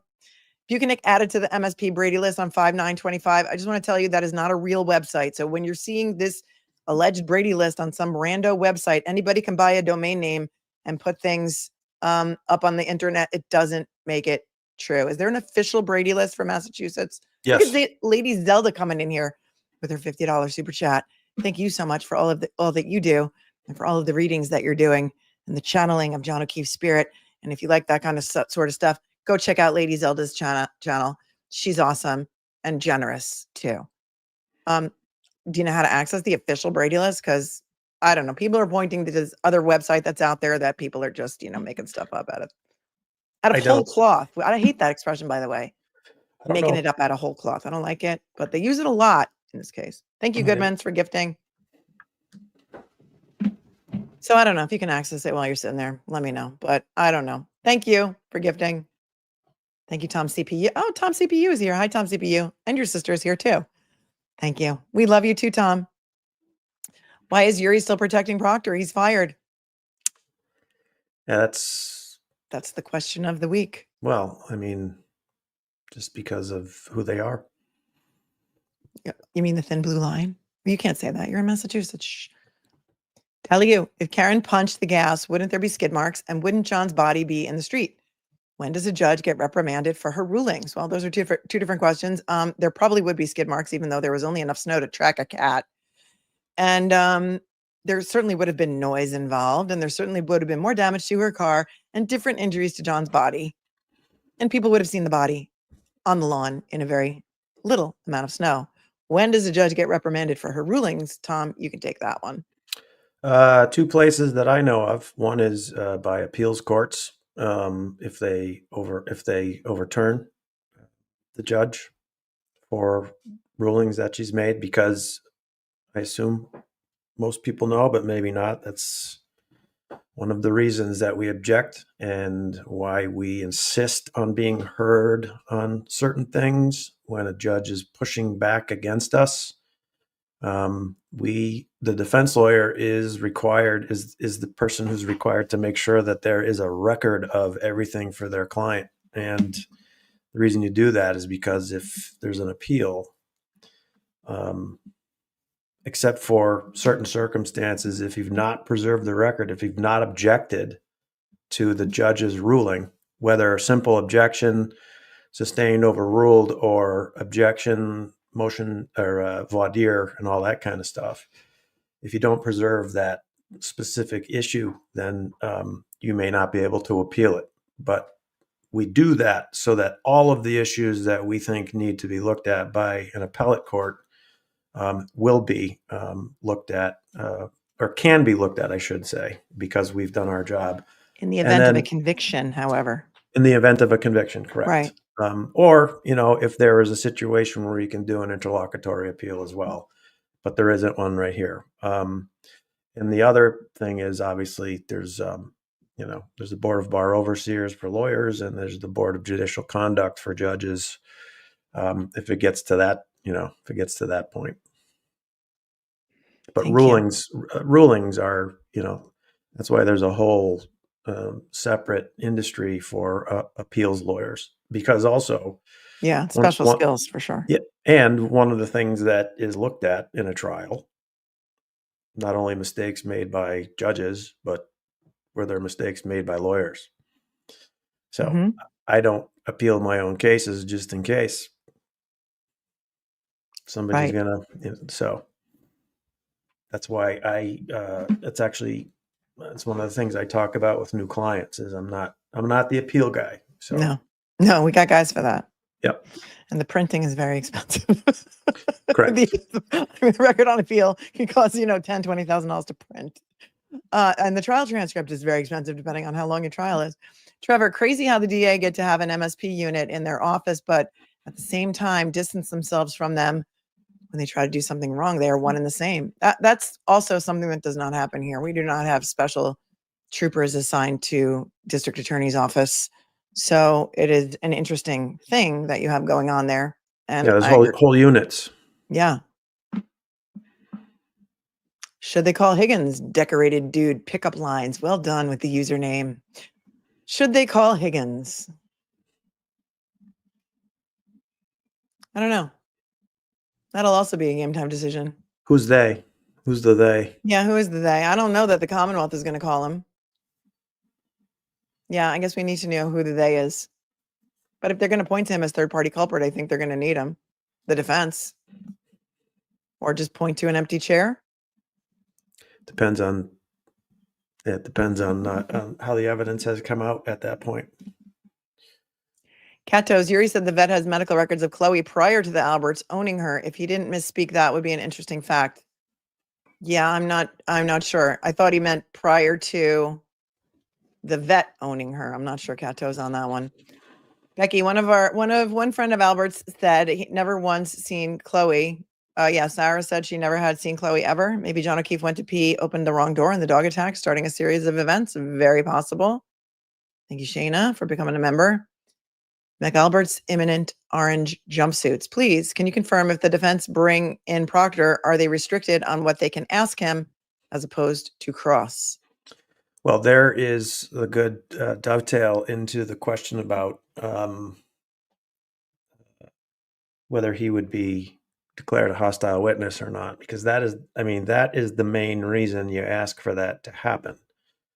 So if he is not declared that, so if he's called and he starts answering in a way that I am like, okay, this is not going to work, asking him direct examination questions, which, as you may or may not know, are like this. What color are your eyes? Blue. That's the direct examination question. The cross-examination question is this. Your eyes are blue, aren't they? Well, I wish that you could teach this to Hank Brennan because he doesn't seem to know the difference. And then he asks a leading question and gives them the answer. And then when it's objected to and sustained, he has to ask them the question again, and then they have Right. the answer. It's an old trick. Mm. And so if somebody is declared a hostile witness, the person, and again, it's a person that you call yourself, that you have to ask who, what, when, where, why, direct examination questions to. And if that is clearly not working and a judge declares the person a hostile witness, you now get to cross-examine your own witness. That is the key to the hostile witness thing, is Right. you get to cross-examine him as if it was called by the other party. Yes, that's the advantage. Where were we here? From Aiden, says Fairy Raven from Ireland. Buchanan is not on the Brady list. Higgins didn't change clothes. Defense knows about his shoes. Thank you, Fairy Raven. Appreciate that, because the chat was going crazy. Apparently the Zoom hearing is over. The only reporter who was there was a guy named Jonathan Hall. He was asked to leave. Yannetti and Jackson were on Zoom. The judge wants it at sidebar. They told him to leave. And then there was a 10-minute hearing. This guy was in the hallway tweeting, no comment from Brennan. Due to HIPAA, they can't say who's sick and what it might be. Court confirms the reason court was not held today is a health issue with someone involved in the case. Today's Zoom was to iron out some scheduling issues, and that is all we know for now. And if somebody sends me a Zoom link or anything to Turtle Boy's case, I'll cover that at 2 after I get off of this one. Shirage says, with this amount of chicanery, how do you choose what to close on without sounding tin hatty? Reasonable doubt, reasonable doubt, reasonable doubt, reasonable doubt. It's always the fallback. Doesn't have to be a giant conspiracy. It's a reasonable doubt, in my opinion. For me right now, the reasonable doubt is in the pedestrian versus motor vehicle theory. That's where I've been hanging my hat on this for. I've handled thousands of car accident cases. You do not get hit by a car as a pedestrian and not have any below the neck or waist injuries, bumper marks, bruising of some kind. It's impossible. It doesn't happen because physics and medicine. Jade, no court today, but the next best thing, Tom is back. Thanks for convincing him to come back. And thank you, Tom, for coming back and sharing your knowledge. Two things. Didn't have to be convinced. And that's number one. And number two is I predict no court tomorrow. You think so? Because if it's that bad that they would cancel it today, that would be none tomorrow. So we'll have to plan something else for tomorrow. That assuming you don't have a job or anything. Just kidding. Right. There's no convincing. I have my own. I have my You're own still stuff. working. It's time to retire. I'm so fun being retired. It's so fun. Okay, you're rubbing Clarity, good morning. Can someone please explain to me why they keep calling him Mr. O'Keefe and not officer? I find it disrespectful and was just curious. I think that they're not allowed to call him officer. He was off duty at the time. Not that that matters, but I think there was a ruling. That's a good question. Did the defense motion to preclude them from calling him officer? I mean, it could go either way. It could work against Karen if they call him officer, because now they keep being reminded that, she allegedly killed a cop. It could work in favor of the defense because the prosecution does not want to refer to him as a cop. So I don't know. Deb, how many cops do not have cameras inside their house or outside their house, Deb? I bet they all do, but Albert said he didn't get a chance to set his up. And also, allegedly, he left his front door unlocked despite the fact that he worked for the Fugitive Task Squad unit. Mama She, thank you very much for tuning in. Loves having you here. Shay says it might be a foldable stretcher. This thing keeps thinking I'm talking to it. Foldable stretcher, especially if a fire truck. Stephanie Flynn, U.S. Fifth beats UK and Miranda rights because Fifth Amendment beats UK and Miranda rights because in the UK ours are if you say or not say anything can harm you in court. I don't know Interesting. about UK law. Silence. Can be Your silence can be used against you. consciousness of guilt. Interesting. Joni, sad part is the culture at MSP will never change. Yuri's reprimand speaks volumes. Yeah, they took away 5 of his banked vacation days. Karen is the first to expose it, but won't be the last. Thanks, Joni. Please explain Brian Higgins' proffer. I don't know if he actually had a proffer. Can you talk about what a federal proffer is? There's been rumors, but it's not, we don't know that it's true that he took a federal proffer, but that would be, in essence, getting some sort of, taking a deal, getting some sort of immunity. And so not knowing if that really happened, J.R. Kuber, I don't know if we need to talk about that at length, but if you have anything to add. Yeah, a proffer is actually a step before getting a deal. You basically come in and you enter a proffer agreement, and this is federal stuff. I've never done one state. I've done it in federal, but you're asked to go in and give us a peek into what it is that you would say. Basically, you're proffering what it is that you would say, and we're not going to prosecute you based on what it is that you say in the proffer. And after the proffer is done, the body, the governmental prosecuting body, decides whether or not what you have to say is worth then giving you usually immunity. So that's my experience with proffers. There had been some rumors swirling around that he took a proffer, but I have no confirmation of it. Thank you, Diane Medfield, for your 10. Louise, has Higgins been seen since the basement floor was replaced? I have no knowledge of that. I don't have any inside information. And for those of you who keep sending me emails and telling me to forward them to the defense team, I do not have a direct line to the defense team, and I am not your secretary. Just a gentle reminder. I am also not your secretary, so there's that. Yeah, she's Edmund, retired. She continues to remind us. I know, but here I am working every day. Come on, I'm working 10-hour days.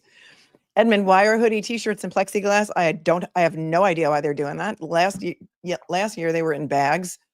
Wouldn't that be difficult for the jury to inspect? I'm sure they're going to let them take them out of the plexiglass. Very strange. Why courts allow, can they be removed for the jurors? I would imagine they can. Have you ever seen that before? I missed the question. The t-shirts and the hoodie were brought out in like these museum case plexiglass. Yeah. In the first trial, they were taken out of bags and pulled out.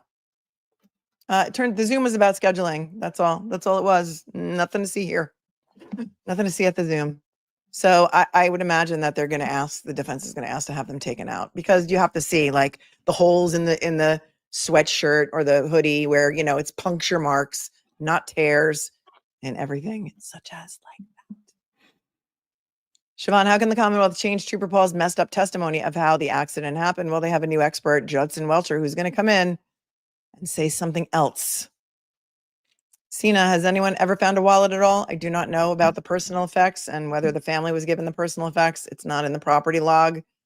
It was nothing that was collected by the MSP. Attorney Tom, have you ever had a case in front of Judge Bruce? Can't Malikian? pronounce this. What is it? Malikian. In Hampton County. Just curious. Great judge. Thank you, Rainita. Mary, Tom, I had a great English teacher back in the 80s at Classical High, Springfield, Mass. Any relation? Brother. Oh, interesting. Thanks, Mary Ryan. For Fox's sake, can we look into the Scott Spivey Weldon Boyd case out of South Carolina? Stand your ground is quickly becoming good old boy. Yes, that was swept under the rug. Thank you. I'll take that under advisement. Thanks for your 10. Brooke, if the defense calls Proctor, could he plead the fifth? If so, what would this look like? Love you. He can't plead the fifth to anything he's already testified to, right? Yes, you can. Tell us how that works then. He could plead the fifth to anything. Pleading the fifth, meaning he's not going to testify. If he comes in and plead the fifth, he can come in and plead the fifth, because there could be starting with, and again, I don't know how he would testify, but anytime somebody comes in to plead the fifth, first of all, I think the judge would have a hearing as to whether or not that was going to happen. And the first thing that happens is there's a very specific hearing to determine whether or not he has a Fifth Amendment right against self-incrimination. Sometimes a judge will find, I mean, most of the time when there's a hearing like that, when somebody comes in on the day of trial and decides they don't want to testify, I have a Fifth Amendment right, I'm going to assert my fifth. The judge will conduct a hearing specifically asking that person, okay, what's your supposed fifth? Or appoint a lawyer to that person if they don't have their own to determine whether or not there's an actual fifth. And then the judge would inquire if of the lawyer, is there a Fifth Amendment right? And the lawyer will say, yes, there is, and he's going to assert it.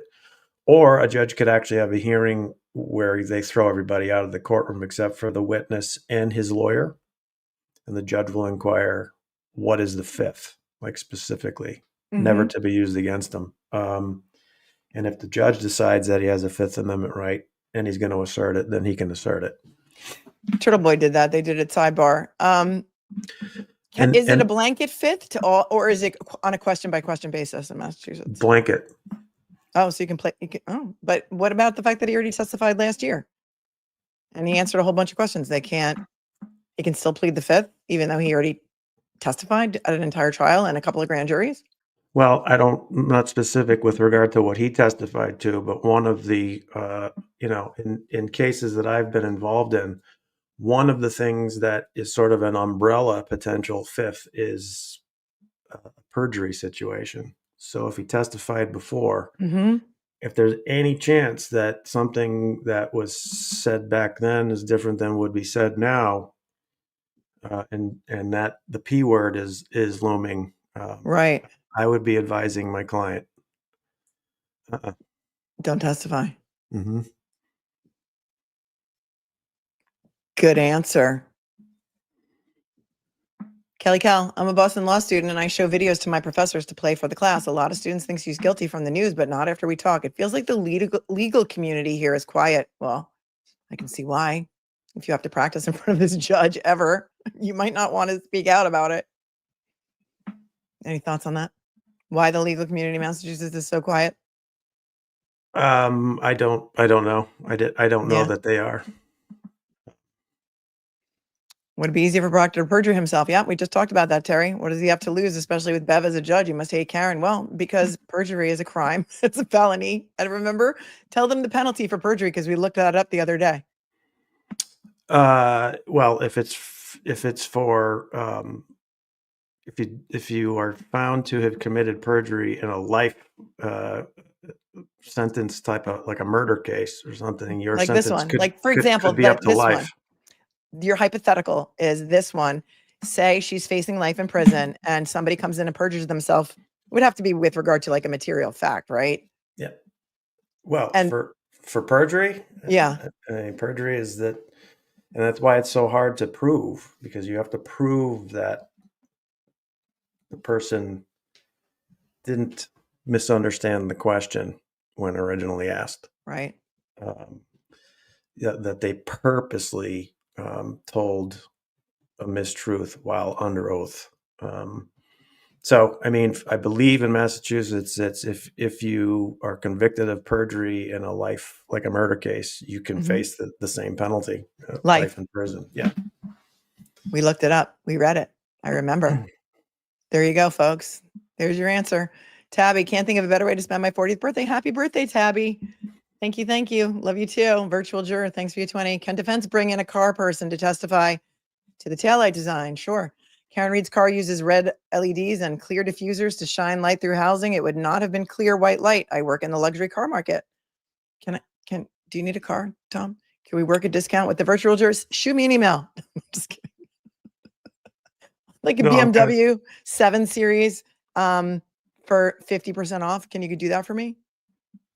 No. They may have somebody on board. They've got a lot of experts on board, and so we'll see.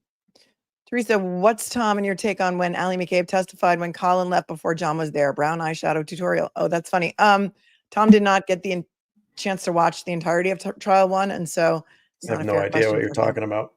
Yeah, Ally McCabe testified something like, well, Colin wasn't there when John was, and then she got very upset and she cried. Modern Salem witch trial, says Jean-Marc. Yep. Joanne, thank you for gifting 5 memberships. I appreciate you so much. Ham sandwich, pizza, and pancakes. Oh my, says, all of these what if situations ring to reasonable doubt in my mind. I'm happy to see your head is attached today. Well, nothing's been here to piss me off. There's no court today. Taylor, thanks for the 5. Beetlejuice Brennan. Hi, Tom. Great to see you here. What do you think about a judge not letting the defense go to sidebar to put their objection on the record? The judge denied AJ to approach when he asked. And Welcome to she my is a welcome to retired my Aussie law enforcement officer. welcome to my world. It happens. That's what I think about it. Bet it makes you mad. Bet it makes you mad too. No. A resentment, I believe, however short or long, a resentment is like lighting yourself on fire and hoping the other person gets a little smoke in their eyes. So being angry does no good for anybody, especially at sidebar, and especially in this world when most of the time rulings are issued against you. So Well, you seem to be very even-tempered. So it's that's a interesting. good thing for a It's defense interesting attorney. that I'm called chill and Yes, people find calm. you a very calming presence because they're Oh, always that's listening good. to me yell, I guess. So compared to me, you're a very calming presence. But you Good. know, Good cop, bad cop. You would be right? the bad cop. Crazy person, normal person. Farmer says, Tom, would you have taken this case? Yes. Pinky, Brennan has to use dirty techniques because he's corrupt. Not with Tom. There's no Wow. tomfoolery, and I like it. Those are some strong opinions, but that was a compliment. That was an insult Yeah. to Brennan followed by a compliment to you. So I'll allow it. I'm making sure that he stays on my side. Objection, maybe. Change verdict. Change result, verdict, appeals. Objection, maybe. Change. If I'm understanding that, might an objection change? I mean, yeah. I mean, you like what I was saying, you have to object in order to preserve your client's right at an appeal to appeal that issue. So let's just say that there was a hearsay issue that I objected to, and the judge overruled my objection and let that hearsay in. And down the road, if my client was convicted, there was an appeal. I can appeal that decision to allow that hearsay to come in against my client. And the judge, you now have preserved the right to make that appeal with that specific question. Whether or not it's successful, I don't know. But yeah, objecting or not objecting can create a situation where your appeal won't be heard if you don't. And again, only on conviction. And we don't want a conviction here. We just want a straight up not acquittal. Or Laura. sometimes prior to trial, but that is rarely done. It's called a 211-3. Rarely done. You mean an interlocutory appeal? Correct. Yes. Laura, day 14 p.m. at 3730, weight bench pipe that other person was talking about. I don't know, but you guys can go look into that and let me know. Shane, the shoelaces were undone like someone had taken them off before they went in the house. Well, I've been saying that all along. If he had a shoeless house, he likely would have taken off his shoes in someone else's house, and therefore maybe a dog got a shoe or something else. There's a lot of talk about the shoes, but I don't have anything to say about that stuff. Chastity, thanks for gifting a membership. Lady Zelda says, I vote to not call Proctor or Higgins. I believe it causes more reasonable doubt with the theories and let them both be the bad guys 100%. Thank you, Lady Zelda, for coming in and agreeing with Tom. Look at that. You got Lady Zelda on your side. Excellent. Maybe we could get her on Zoom one time and do a reading with her. She reads like she's good at what she does. Claire, thank you, Melanie, for all you do. Forever cupcake. Oh, I love you with all of my heart, Claire. Love you with all of my heart. Thanks, John Petty, for becoming a member. Decorated dude, pickup lines. Tom, I'm picking up what you're laying down. As a juror member, I would be asking, why didn't they call these witnesses? What is it they don't want us to hear? Bingo. And you can't actually, one of the interesting issues with regard to the missing witness instruction, if a judge doesn't give it, and there are 4 things that have to be present in order for a judge to give a missing witness instruction. And so the instruction is basically the judge saying, if you find Attorney Little should have called this witness in her case and that they were available and that her case was kind of weak and she didn't, you can make an adverse inference. You can consider that against their case, but there are 4 specific things that the judge has to find are there in order to give that instruction. It's not easy. Also, you can't argue it. I'm sure I'll be corrected if I'm wrong, but I don't think even if you don't get the instruction, you can't argue a missing witness type of argument that specifically, unless the judge finds that those things are there. I mean, you can insinuate and you can sort of skirt around them, like they didn't call these witnesses, but you have to be careful about doing a missing witness closing if a judge doesn't give a missing witness instruction. And usually the jury instructions are settled before closings. Yeah. Yeah, So there's you actually know what you can argue. There's a charge conference. Charge conference, correct? Yes. So good. Look at me.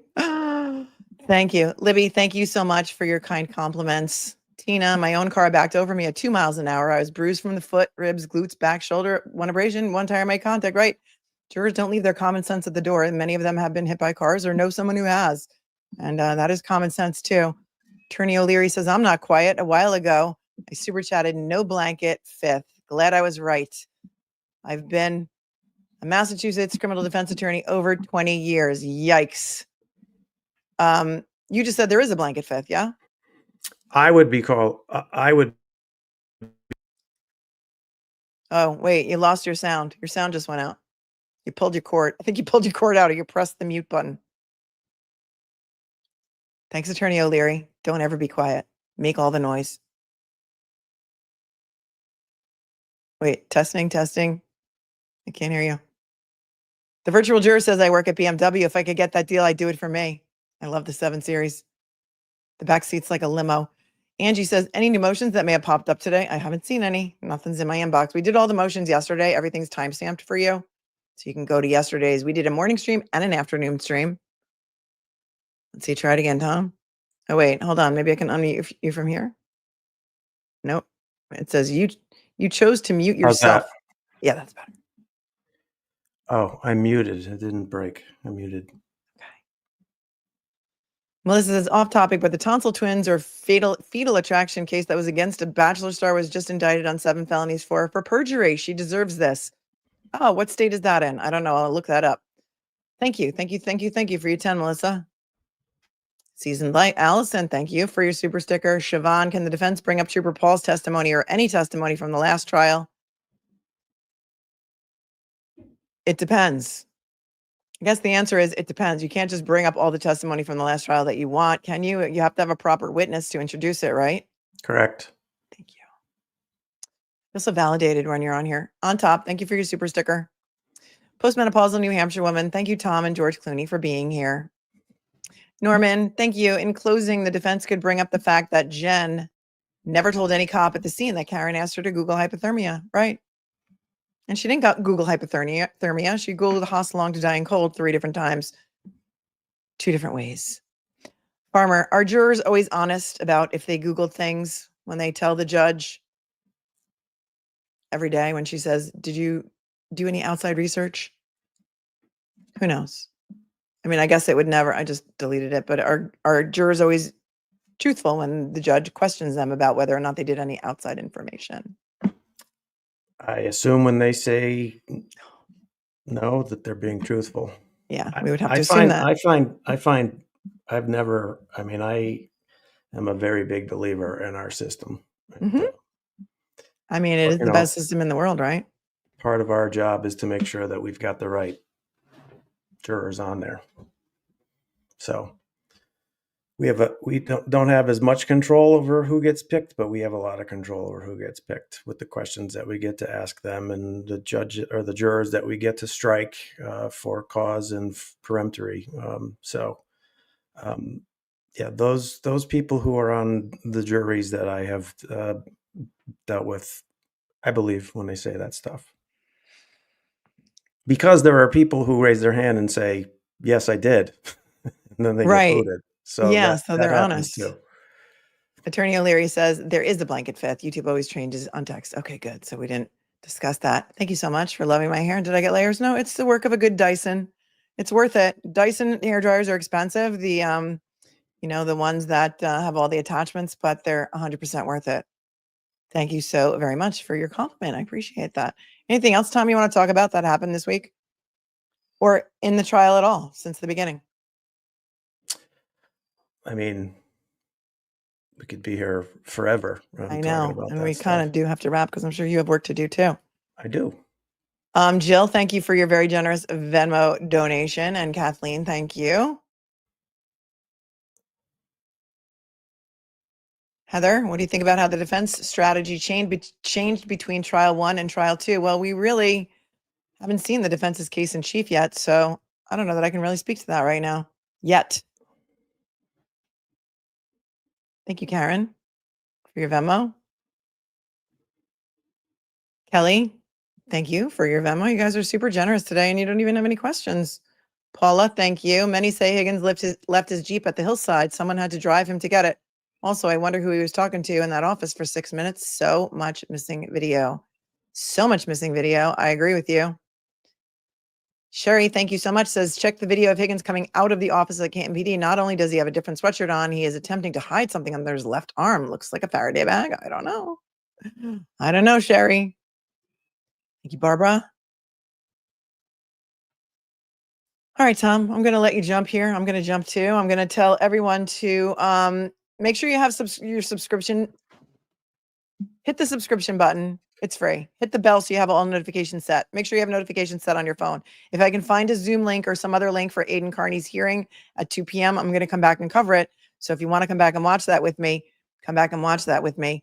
Is Buchanan's testimony over, or is he just the medical, or is he the medical examiner? It isn't. It is over. It is over from what I hear. They were not calling him back today. So that is the end of that. Thank you. It's in Arizona, Vanessa. Thank you.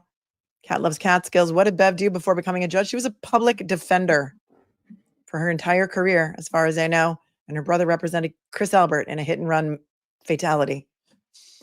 Lori, thank you for your super sticker. And one more from Amara. Is the defense on the hook to call Proctor because they weaved him into their opening? Thoughts on that, Tom? Before we go, last question. That's the last question. I didn't hear their opening, but if they made it sound like they were going to, then They called him a cancer. They called him a cancer to the whole case. Well, I mean, there's evidence that they've gotten out on cross-examination that sort of tends to show that too. So they don't have to call him. You know, if you're able to get that out on cross-examination, you don't necessarily have to call him. So it's going to depend on how the rest of the case goes and how much, evidence about him comes in. And if that evidence about him tends to, show whatever their argument is about him. So I would be fascinating to see that. Mm-hmm. Thank you so much for joining me today. It was a pleasure having you. You have an open invitation to come back whenever you like. Thank you very much. Thanks everyone for watching. Please smash the like on your way out, and please comment respectfully, share the stream out so people can see it.